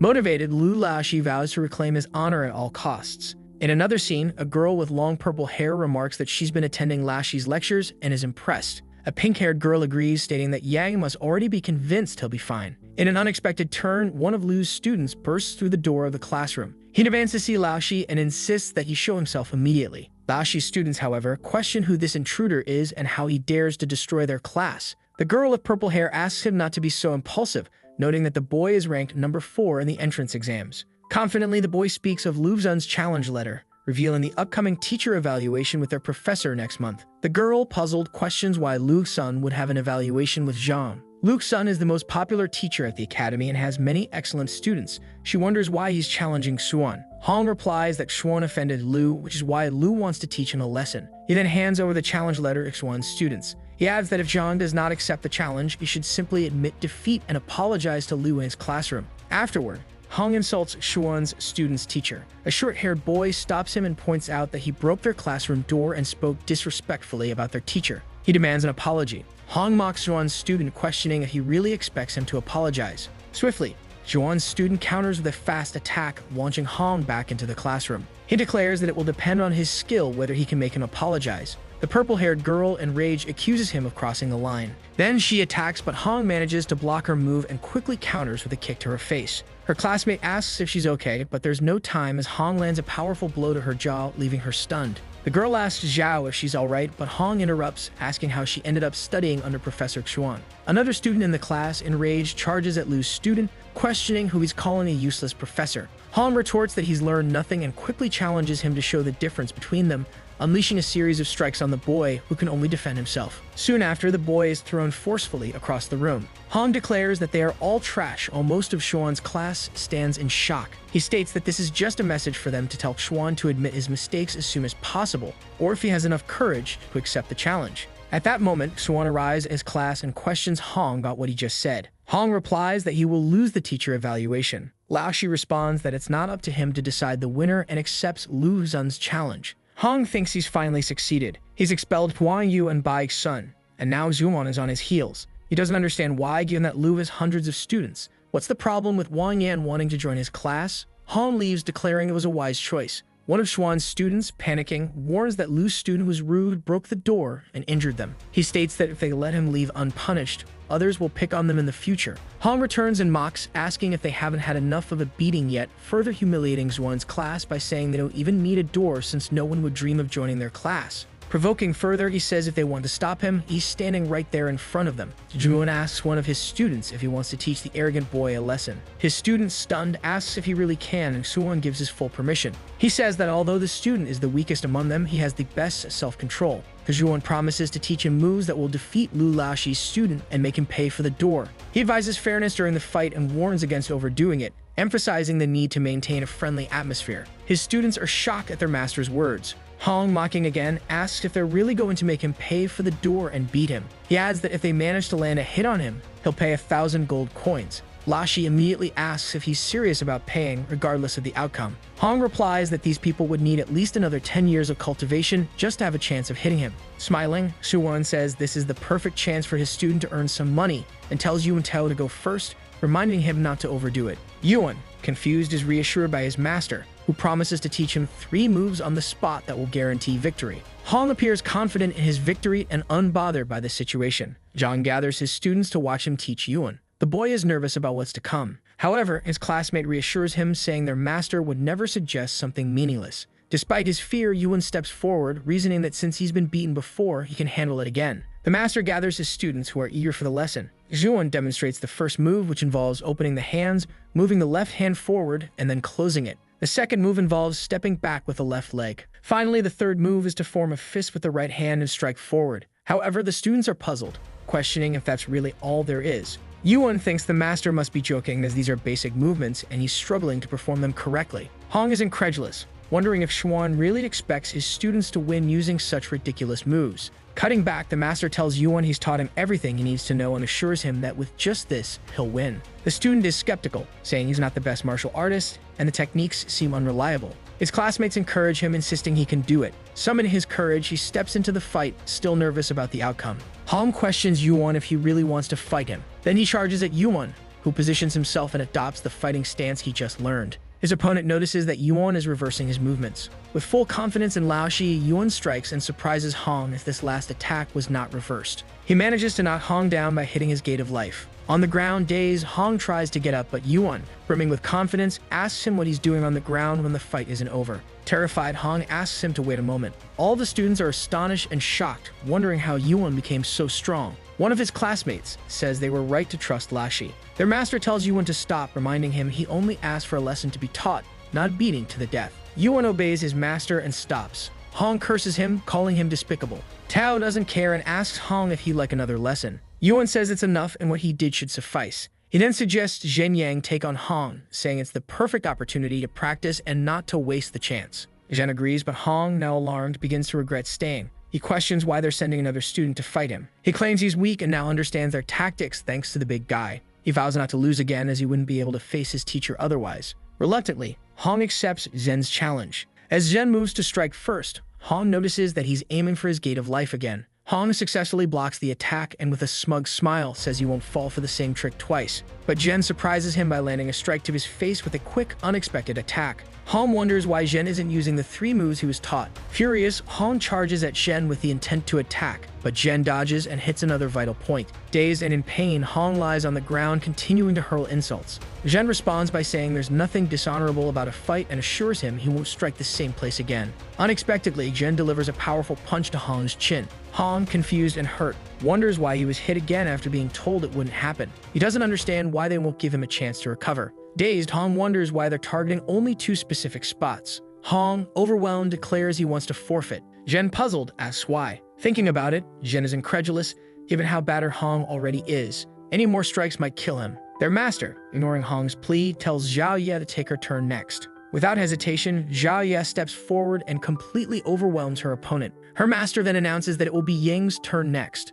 The other girl eagerly asks if she can go too. After all the students take their turns fighting Hong, Yuan demands that he pay 1,000 gold coins to each of them, totaling 10,000 gold coins plus the cost of repairing the door. Hong, lying dazed on the ground in the courtyard, questions why the total is 10,000 gold coins when there are only 5 of them. Yuan, confused by the question, calmly explains again that the total includes 1,000 for each of the 5 students, plus the cost of fixing the door, resulting in the final amount. Hong asks his master if he can repay by sparring with them. The master agrees, telling the students to go easy on him. Desperate, Hong offers to compensate in another way. In another scene at the Hongshan Academy in Lu Xun's class, an elder asks Lu if Xuan will accept the challenge. Lashi replies that it doesn't matter if he does or not. Furious, Lu declares that now that his student has been taken, he must teach Xuan a lesson. Otherwise, he won't be able to maintain his reputation at the academy. The elder agrees with a smile. At that moment, someone arrives, kneeling before Lu, revealing himself to be Hong, pleading for help. Initially, Lu doesn't recognize him because his face is covered in bruises,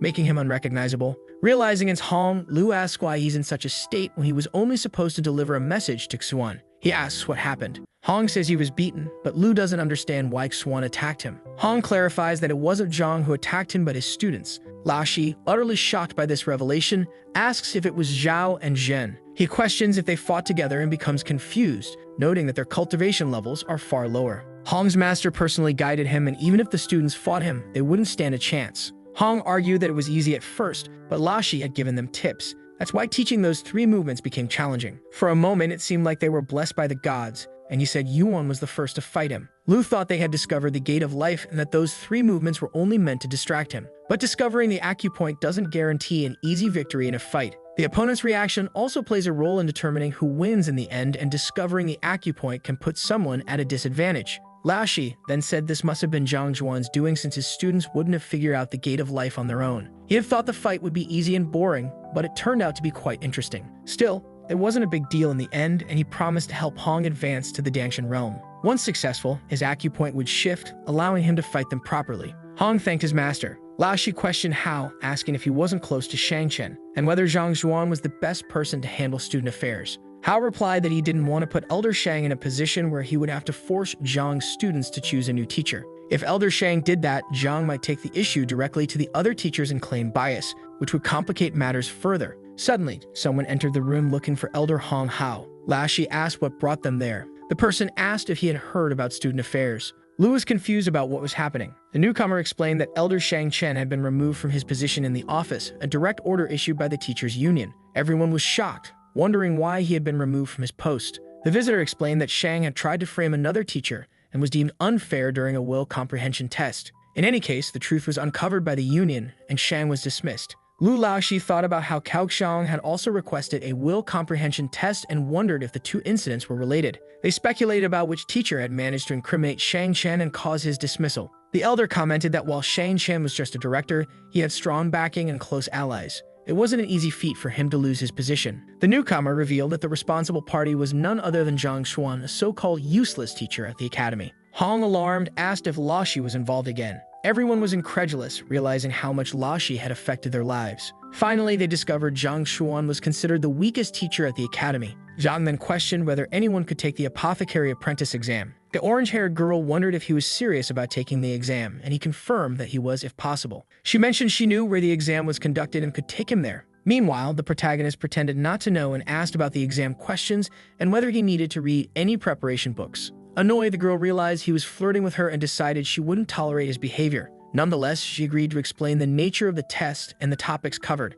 Laughing, Xuan remarked that it seemed very easy and asked where he could find books to read. In disbelief, the girl couldn't understand how he could think it was easy since she had been studying for years and still struggled with the tests. The 2 of them went to the exam hall. The girl greeted Mr. Lai, who asked if she was there to take the exam or pick up some books. She explained that it was Zhang who wanted to take the exam. The boy confirmed that he intended to take the test. Mr. Lai charged a 2,000 gold coin fee and said it would be refunded if Zhang passed. Zhuan casually paid the fee using the money he had taken from Yang Mo. The girl, watching this, assumed he was a wealthy playboy. He was informed that a test would take place in 4 hours and that he could participate. Realizing he wouldn't have time to return to school, he asked for some reference books to study while waiting. Unaware of the boy's abilities, Lai doubted that such a short amount of time was enough to prepare for the exam. Calmly, the boy says he won't buy any books and will simply skim through them quickly. The girl continues to believe he's lying and calls him a fraud. She watches the young man with the books and questions what he's doing, accusing him of rifling through the works. Her attention is caught by Lai, who tells her to leave the boy alone and read some books herself. Even so, she keeps doubting him, saying it's impossible to learn everything so quickly. As Zhang flips through the books, he realizes it's not as easy as he thought and that it's much more complicated than he imagined. Still, he continues searching, reflecting on how hard it is to become a remarkable teacher. 4 hours pass. Zhuan is called to enter as the exam is about to begin. As he enters the room, he overhears other candidates discussing how strict the examiner is and how it's impossible to cheat. Ouyang Cheng enters the room and calls for silence. He explains that if anyone is caught cheating, they'll be banned from taking exams for life. The rules are further explained, and the exam is divided into 3 stages. Quickly, the first stage, a written test, begins, and the students are given 2 hours to complete it. Zhang looks at the exam questions and finds some similarities with his previous life. The signal is given to start answering the questions. The protagonist smiles, believing that the alchemy books he imported into the library will come in handy. Touching the paper, he gains insight into the paper's quality but not the answers. He's slightly startled, realizing he can't access what he's looking for and refocuses on the questions. Concentrating, he manages to access exactly the answers he needs. Ouyang Cheng notices how quickly Zhang is answering the questions while others are deep in thought. The examiner assumes he's just another rich kid trying his luck. Still judging, he thinks rich kids will never pass the exam and should be barred from taking it. Zhang finishes the test, surprising everyone with his speed. They assume he's given up. Feeling triumphant, the protagonist asks when the next stage will begin. Cheng tells him to wait outside and says he'll be notified, otherwise he can go home. They question whether to grade Chuan's test, but Ouyang insists it'll only ruin his mood. Leaving the room, Li asks how the boy finished so quickly, with an hour still left. The orange-haired girl claims he gave up because it was too hard. Zhang laughs internally, wondering why she despises him. The test time ends and the other students leave the room. Another man enters asking how the test went. He says he's looking for an apprentice and asks if anyone passed. Grading the tests, Ouyang dismisses them as nonsense, saying the guild would be embarrassed to recruit such people. A test lies on the floor and the examiner is asked why he hasn't graded it. Without hesitation, he says it's for an arrogant kid and that he knows the boy won't pass. The older man requests to see the answers and draw his own conclusions. Cheng continues complaining that the wealthy know nothing about alchemy and shouldn't pass, but he's interrupted. The test is handed to him for review. Looking at the answers, the man is stunned. He can't understand how the boy answered so quickly and so well. Not a single answer is wrong. The dude was incredulous, wondering how this could happen since there isn't a single mistake. Ouyang remarks that the boy finished the test quickly and admits even he couldn't have done it. Outside the room, Zhang reflects on all the powers he has thanks to the Library of Heaven's Path. Zhu Wavoa calls for everyone's attention. It's time to announce the results. The orange-haired girl feels triumphant, convinced the protagonist will be exposed when the results are out. Apprentice Apothecary Duman announces that 3 people passed the written test, with the first being Sun Tao, scoring 90%. Excited, the boy celebrates. Xuan Wenmin from Zivan City is the second to pass, also scoring 90%. Finally, Zhang Zhuan's name is announced. It's revealed he passed with a perfect score of 100%. Everyone else is shocked by the boy's score. The 3 successful candidates are called to participate in the second stage of the exam. The orange-haired girl feels triumphant, assuming the boy has been eliminated. When Zhang Zhuan's name is called, she realizes they're talking about him and is left astonished. Smiling, the boy says he's going to take the second stage of the exam. Confused, the girl keeps questioning how the boy managed to answer everything correctly. Li asks if the young man achieved a perfect score. The second stage of the exam is presented. In it, 10 types of herbs are displayed and students have 15 minutes to write down their names, properties, and uses. The examiner explains that to pass, a 100% accuracy rate is required. Zhang observes the first herb and quickly accesses the contents of the Library of Heaven's Path. Once again, the student's confidence catches the attention of those nearby. He remains focused on his exam. Ouyang reflects on whether the young man might be an alchemy genius given his knowledge of both theory and practice. Extremely quickly, the boy finishes the exam, surprising everyone. In disbelief, the examiner starts to think that the boy might truly be a 1-in-a-million genius. The test is carefully reviewed. The examiner hands it to the other man accompanying him. After the exam concludes, the trio waits for the results and is informed that only one person passed the second stage. It is announced that Sun Tao from Luyuan City has passed. The young man is extremely surprised. Zhang finds it impossible, as he checked all his answers and didn't make a single mistake. In disbelief, the boy asks what error he made. The other students think it's absurd for him to question the apothecaries. The 2 examiners exchange glances. Ouyang says the boy confused fish-scale grass with dragon-scale grass, but assures him he can pass the next time he takes the test. The other examiner adds that with an open mind for learning and practice, he could become an apprentice apothecary. Zhang looks back and grabs a herb, asking if the one cited as an error. They confirm it is, noting that the rhizome resembles fish scales and the branches and leaves are gray-green. Even so, the protagonist remains firm, stating that it is not fish-scale grass.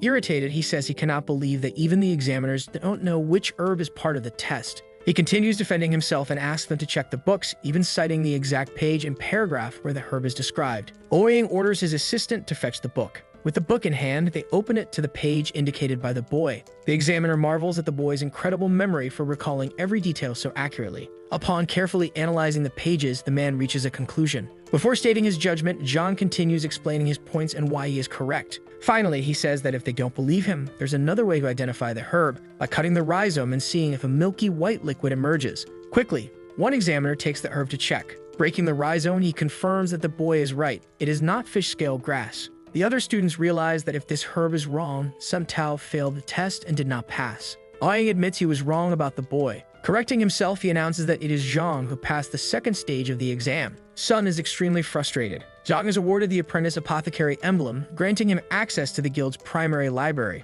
Zhang thanks them. The two evaluators compete for the boy's attention and favor, each wanting to become his mentor. Directly, the protagonist thanks them but says he doesn't want to work as an apothecary for now. Even so, Ouyang insists and asks the boy to carefully consider his offer. Sharing the same intent, the other man echoes the suggestion. Taking the opportunity, Zuan asks if there is a pill that can activate special human constitutions. Hearing the request, the duo is a bit shocked. They explain that such pills exist, but since each body is different, the pill's effectiveness can vary. Unbothered, Zhang asks if he can borrow some books and pills. Ouyang says only recognized apothecaries have access to the area where the books are kept, and even he cannot take them out. This information is confirmed by the other man. Trying to persuade the young man, the elder says that to read the books, he must follow him and become a first-class apothecary. Furthermore, he would gain privileges in all guild buildings. Zhang, slightly weary of the conversation, understands that he won't be able to borrow those books. The examiner confirms that without certification, he cannot access the books. To gain access, the protagonist decides to take the qualification exam to at least attempt to enter the library.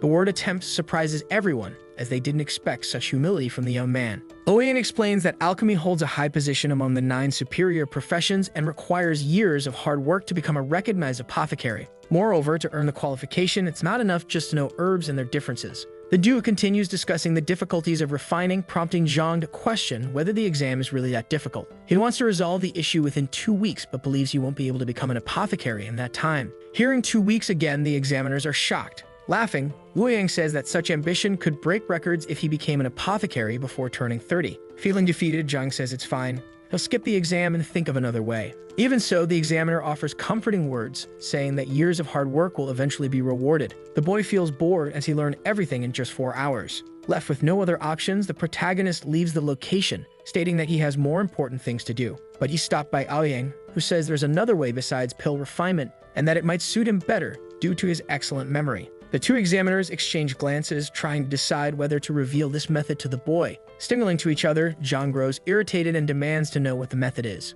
Ouyang explains that there are 2 types of qualification exams. The first is the common pill refinement practice. The second, however, is a debate. The protagonist ponders what a debate might entail. It is then explained that it involves discussing the 9 superior professions, with the most noble being that of a master teacher. They continue explaining that the master teacher profession takes time since they must instruct new students only after becoming professionals themselves. However, unlike pill refinement, the debate exam only requires mastery of theoretical knowledge to pass. He seeks further clarification, and they explain that he will debate with several official apothecaries, where even the smallest mistake can lead to significant errors. With the Library of Heaven's path, Zhang judges it to be an easy pass. One examiner says that although the test seems simple, many prefer the pill refinement route. Zhang doesn't understand why and asks for an explanation. They explain that practical experience is essential for mastering any skill. The protagonist becomes thoughtful. Ouyang asserts that many teachers passed through pill refinement, while very few succeeded through the debate. This information worries the boy given the low odds of success. Nevertheless, he continues listening carefully to the examiner's advice. Determined, he believes he can master the debate and pass. He accepts the proposal. Everyone is extremely surprised by the boy's decision and asks if he understands the consequences of failure. Not knowing what they are, the boy asks what the consequences would be. The guild has a rule that if a candidate fails, they must pay 100,000 coins to each of the 10 participating apothecaries, in addition to receiving lashes. Zhang finds this quite severe and reflects on whether he should proceed. Ouyang says the boy is very talented and should study to try the refinement exam later. Even so, Zhang declares he has decided to take the debate exam and asks them to organize it. Again, the two are shocked by his response. He insists that he wants to do it immediately. The boy is warned that he knows nothing about the test or debate content and won't be able to compete with the alchemists. With access to the primary library, Zhang knows he can read some books. Finding it impossible, the examiners believe he hasn't even set foot in a library yet and already wants to debate. Confident, the boy says he'll visit the library in a few minutes, leaving the two even more perplexed by his decision. Zhang reassures them that there's no need to worry since he knows his priorities and doesn't act without certainty. Annoyed, Ouyang and the other man mock the boy, assuming he's just bluffing and won't manage the test. Laughing and mocking the situation, the men confirm that the test will take place the following afternoon. The boy simply thanks them. Before leaving, he asks where the primary library is. In Xuan's absence, the examiners comment that he is being overly hasty. Yet, they sense he's quite confident. Unsure of the source of his confidence, Ouyang suggests they send someone to follow him to the library to uncover more. A door then opens. The men ask if anything has been discovered about what Zhang is doing in the library. With a negative response, the person who went to investigate says he is only flipping through books. Ouyang is confused and questions what kind of books. Quickly, the investigator explains they are basic books on pill refinement, herb extraction, and the like. The dude doesn't understand the reasoning. Such books are fundamental for apprentices, and for someone preparing for a debate, they seem overly simple. They question if the investigator is sure. He replies that the boy is just skimming through and not reading deeply. Surprised, they wonder if he skimmed through every book on the shelves. Ouyang speculates that Zhang might be looking for a specific text and can identify it just by touch. The Hongshan Academy dormitory is introduced. The girl with purple hair celebrates, saying she can finally resolve things. A man appears, asking if anyone bothered her after he left. She looks confused and says no one would dare to do that. Furthermore, she asks Uncle Yo not to be so paranoid, noting that Zhang Laoshi is kind and competent. The man laughs and tells her she doesn't truly know who can or cannot be trusted. He notices an herb in her hand and asks where she got it. Quickly, she replies that it was a gift from Zhang for when she feels nauseous. Outraged, Uncle Yo can't understand how a poor teacher could give such an herb to her. The young woman asks if there's something wrong with the herb, but Yo exclaims it's too precious, identifying it as the frozen sun mother herb. Holding the herb, the girl examines it closely. Yo begins to explain the value of the rare herb, stating it's worth over 100,000 gold coins. Confused, the girl asks if he's sure. Without hesitation, Yao confirms it. Carefully, the girl continues to analyze the gift. Even so, the man remains puzzled about how a poor teacher could have access to something so valuable. Feeling special, the girl remarks that her teacher not only created techniques for her, but also gave her an incredibly precious herb. The young woman decides she must give something in return. She asks Uncle Yao how much money he has on hand. He responds that he didn't bring much since he only came to pick her up from school. Quickly, the girl asks for help finding Zhang, but the man informs her that the teacher is likely at the Apothecary Guild. Undeterred, the girl speculates that Zhang bought the herb there and asks Yo to accompany her. Uncle and niece arrive at the pill-making area. They ask a woman if Zhang Laoshi is taking the apprentice apothecary exam, and she wonders aloud if the playboy is really a teacher. Smiling, the woman confirms he is, leaving the girl in disbelief. Yo comments that apprentices must memorize the properties and characteristics of 100,000 types of herbs. He explains that candidates can't pass without years of research and study, suggesting that Zhang might fail since it's all so difficult. The woman agrees that it's challenging but adds that Zhang aced the first test and is currently in the second stage. The man is shocked as the first stage is about herb characteristics, a test many fail. The so-called useless man answered everything correctly. He gave an herb worth 100,000 gold coins without hesitation, won his young lady's loyalty, and aced the exam. Yao wonders if Zhang is really useless. According to what he knows, Zhang was a genius who reached the peak of the Zhanqi stage at 16, but hadn't progressed since. Yet, this information doesn't match reality. Seriously, the woman comments that theory means nothing without practical skills, and the second stage involves identifying 10 herbs in a limited time. Even one mistake results in failure. At that moment, two students appear. The woman asks if they passed and how the test went, but they sigh and say they didn't. Then she inquires about Zhang Juan. One of the failed candidates says Zhang passed and is now an apprentice apothecary. The revelation surprises her. Xia asks when they can see their teacher. Another boy replies that Zhang went to the library because he has a pill debate test scheduled for the following afternoon to obtain a better qualification. The woman is stunned by the news. He explains that it's a test with 10 officially recognized apothecaries and mentions it's the most difficult and punishing if one fails. Shaking, she comments that she read about that debate in books and confirms it's indeed the hardest. Participants must outmatch all 10 apothecaries and failure results in severe consequences. The man remarks that Zhang became an apprentice at a very young age and still has plenty of time. He doesn't understand why Zhang is in such a rush to take the debate. Scratching his head, the boy says he didn't know, but the teacher wanted to find books about special constitutions, and only a qualified apothecary could read them. It seemed he only had half a month since he had urgent matters to handle, so he needed the books. It reflects on the time frame and wonders if he is doing this to activate her constitution and improve her strength. Turning to the woman, she asks if failure in the debate results in severe punishment, but the woman doesn't know for sure. The boy says he heard Mr. Ouyang mention 3 punishments: 100,000 coins to each of the 10 apothecaries, 100 lashes, and being barred from retaking the exam for 10 years. The girl is astonished by the punishments. She thinks about everything he is doing and realizes she can't repay him, even if she were to give her life for him. At the library, Zhang reads all the books, but they are more about alchemy than special constitutions. It seems he needs to become an apothecary to gain access. However, for the test, the knowledge should suffice. Upon leaving, he notices 2 men talking. They were guessing why he went to the library. 30 votes for pretense, 1 for boredom, and 1 for researching topics. He's indignant that pretense is winning and asks what they are doing. Smiling, they say he must have gone to find a book but failed. One of them says that's fine, while the other laments, spending the afternoon guessing out of curiosity.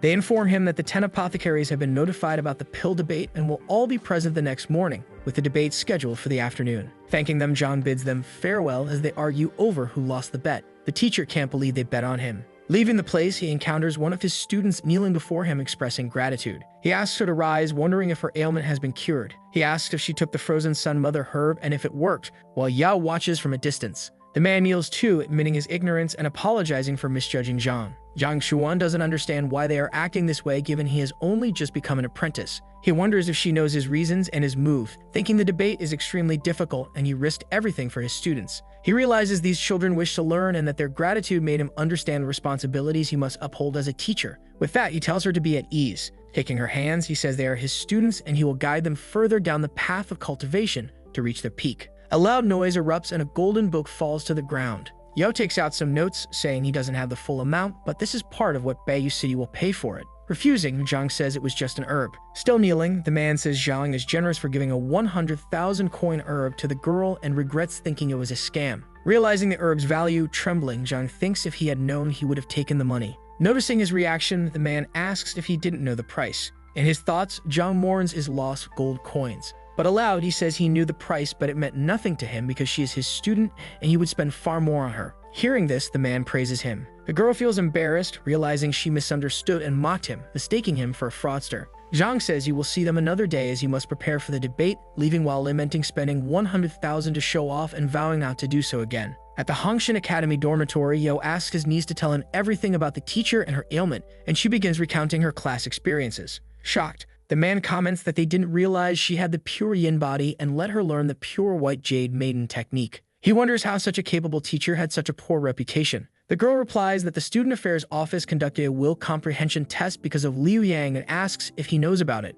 Her uncle, surprised, asks if it's true that Shang Chen framed Zhang and thinks he really misjudged him. Although he didn't know the elder personally, he knew about his selfish and malicious grandson, so his grandfather couldn't be a good person either. Zhao Ya tells her uncle to be respectful, since he now knows what her teacher went through. Smiling, he responds that she should not worry, as he has uncovered the truth and knows what to do moving forward. However, since the grandfather and grandson caused him to misunderstand and defame Zhang, he would have to discuss the matter with the Lord to teach them a lesson, and his niece agrees. With determination, he asks her to spread the news widely. Smiling and signaling with his finger, her uncle assures her to leave it to him. In Zhang Zhuan's dormitory, he reflects on how easily he progressed, managing to open 20 points in one night with the divine art. However, he hears someone calling him and sees students at his door. Jia Yanfeng says he took the liberty of leaving Mr. Lu's class and asks Zhang to punish him for any trouble he caused. Now Zhang understands what happened after all. No one would accept 2 students leaving to join a so-called useless teacher. He thanks him. In class, Zhang begins the lesson. His students are fascinated by a new cultivation system and philosophy, which seemed revolutionary enough to turn the cultivation world's ideas upside down. Ending the class, he instructs them to practice cultivation when they return home, and they all agree. Zhao realizes that the pill debate is about to start and needs to go. However, he hears someone calling him. It is the woman from the Apothecary Guild.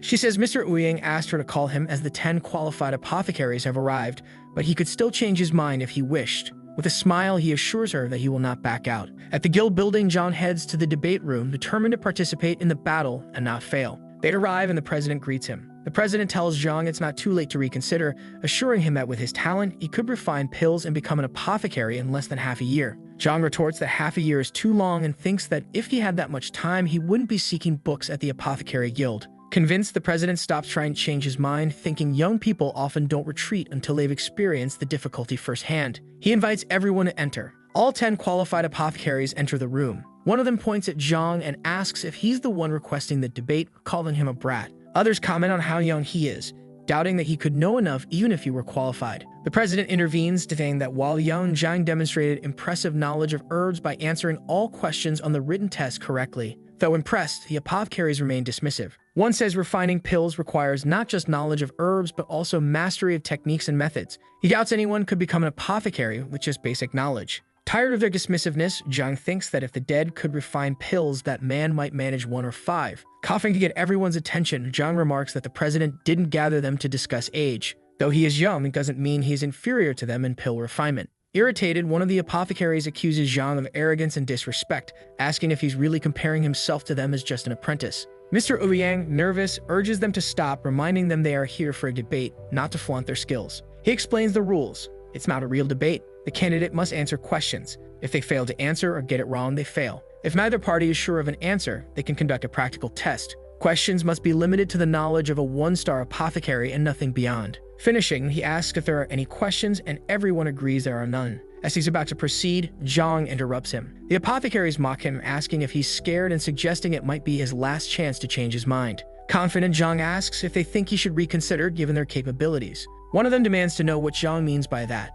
Undaunted, Zhang Zhuan apologizes but asserts that everyone in the room is incompetent. An apothecary asks the president to stop Zhang, accusing him of disrespect, but Zhang counters that his remark wasn't intended to ridicule them. The professor asks Mr. Ouyang if the debate isn't too dull and suggests making it a bit more challenging. Nervous, Ouyang thinks the debate is already difficult enough, comparing Zhang's suggestion to walking into death's jaws. Zhang proposes that instead of just theory, one of the apothecaries should refine pills in front of him. He will then name the technique used and point out errors in the process. Annoyed, one apothecary asks if Zhang is there for a debate or just seeking excitement, accusing him of being an apprentice trying to find flaws in their refinement. The president wonders what happened to Zhang overnight and what he can do to prevent a disaster. Zhang asks if they are reluctant to agree because they fear exposing their flaws or losing their prestige when the faults are revealed. Standing up, Chen Jiang declares he will ensure Zhang's request is fulfilled. He admires Zhang's courage at such a young age and is willing to let him see his skills. The man states that refining pills is not merely theoretical, so he requests a cauldron from the president to demonstrate real pill refinement. Mr. Chang, known to have the greatest potential among them with 3 years of experience, will likely surpass even the president in time. He recently created a new technique and named it a few days ago. Instead of asking for its name, he challenges Zhang to identify the techniques he borrowed. The others are impressed by the mention of a new technique, speculating it might earn Chang a place in history. The president laments Zhang's fate, believing the new technique is too advanced, and another comments that even a 3-star apothecary would struggle with it. Zhang remarks that the man may seem kind but is intentionally making things difficult for an apprentice. They prepare to begin. Chang retrieves items from a storage ring and starts the refinement process, throwing ingredients into the cauldron. Once the cauldron is lit, he begins manipulating the potion. Zhang is impressed but realizes he cannot discern much from observation alone. It's no wonder they all looked at him as if he were crazy. Even the president couldn't identify the process just by watching. Unable to figure it out through observation, Zhang uses the Library of Heaven's path to detect flaws. Meanwhile, Cheng completes the refinement process and declares it finished. The others are amazed at his speed, noting that he refined the basic tranquil heart pill faster than anyone could analyze.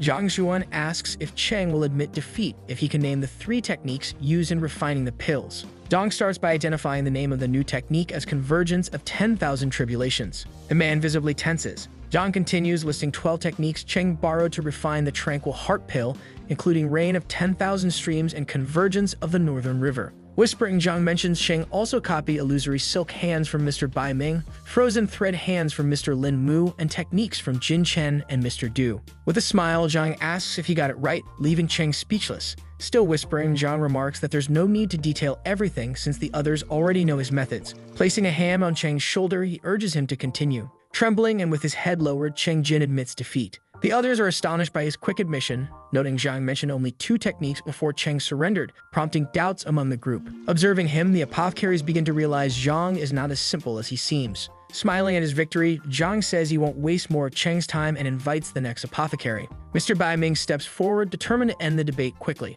Though unsure of what happened with his colleague, Bai refuses to let Zhang's arrogance go unchecked. Meanwhile, Cheng Jin is preoccupied, wondering how Zhang discovered his plagiarism and what to do next. Resolute, Bai announces that while he doesn't know how Zhang bested Cheng, he will change the rules to ensure it doesn't happen again. Zhang must observe the refinement and identify not only the techniques but also errors in flame control, herb mixing, and the overall process. The president, nervous and surprised, believes Zhang is doomed. Zhang dismisses the chatter and urges Bai to start. Bai, annoyed by Zhang's arrogance, begins his refinement process using flame control techniques identified as Hands of 1,000 Mountains. The other apothecaries marvel at Bai's skill, acknowledging the difficulty and complexity of the technique. They wonder how Zhang will respond. When Bai finishes, he exhales and challenges Zhang to name the flaws and the technique, insisting Zhang will never earn his respect. With fingers pressed to his forehead, Zhang coolly states he'll get straight to the point. He identifies the technique as Flame Hands of 1,000 Mountains and explains its process step by step, providing improvements to simplify the refinement. However, Zhang points out a glaring flaw. The technique limits the pill's quality, making improvements impossible. It's suitable only for mass production of low-quality pills, and Zhang bluntly states that learning such a method is pointless. Unless they feel they have no potential and give up, Zhang asks the apothecary if he was correct. Mr. Oyen couldn't believe that after being the leader of one of the 4 great families and a 1-star apothecary, Bai Ming was being described by Zhang as a mediocre man with no future. Bai Ming warns Zhang not to be overly proud, stating that his words meant nothing unless he could identify the errors made during the refinement process. Starting with the basics, Zhang explains that every apothecary must master flame control in the cauldron, and asks Bai if he understands this. The cauldron may be a standard size, but Zhang says he will set that aside for the moment. However, even with herbs following the recipe, proper flame control, and the cauldron, pills can differ from their intended quality because even minor differences can worsen the results. He details that the cauldron is 219 centimeters tall, 96 centimeters wide, and has 13 openings, mentioning its exact age and creation date. He states that using that cauldron to refine a meridian rejuvenating pill would deplete its effects and energy, resulting in insufficient medicinal potency and low-quality pills. The other apothecaries are astonished as they had no idea a cauldron could so significantly influence pill refinement. Mr. Ming argues that the cauldron was provided by the guild, making it impossible for Zhang to know so much about it, including its height and origin. Regarding the flame, Zhang explains that it is fueled by celestial charcoal, the best for pill refinement. Normal charcoal retains only 37% of its heat when burned, whereas celestial charcoal retains 46%. Zhang emphasizes that these are basic apothecary facts and asks if Bai had considered them before refining the pills. Bai, now nervous, admits to himself that he hadn't measured the cauldron or accounted for varying temperatures, as doing so would have taken days to refine the pills. Walking closer, Zhang announces that he will now point out the errors made during the refinement process. To refine that pill, 47 types of herbs are required. Among them, some are compatible with other ingredients, while others are not, which could lead to failure. Zhang explains that Bai first added the gamma heart herb, which has calming properties and is resilient to temperature changes. However, Bai's mistake was adding the dividing palm flower 7 breaths later. So the video ends here. If you don't want to miss the next part, activate the notification bell, and see you next time on Tob's channel.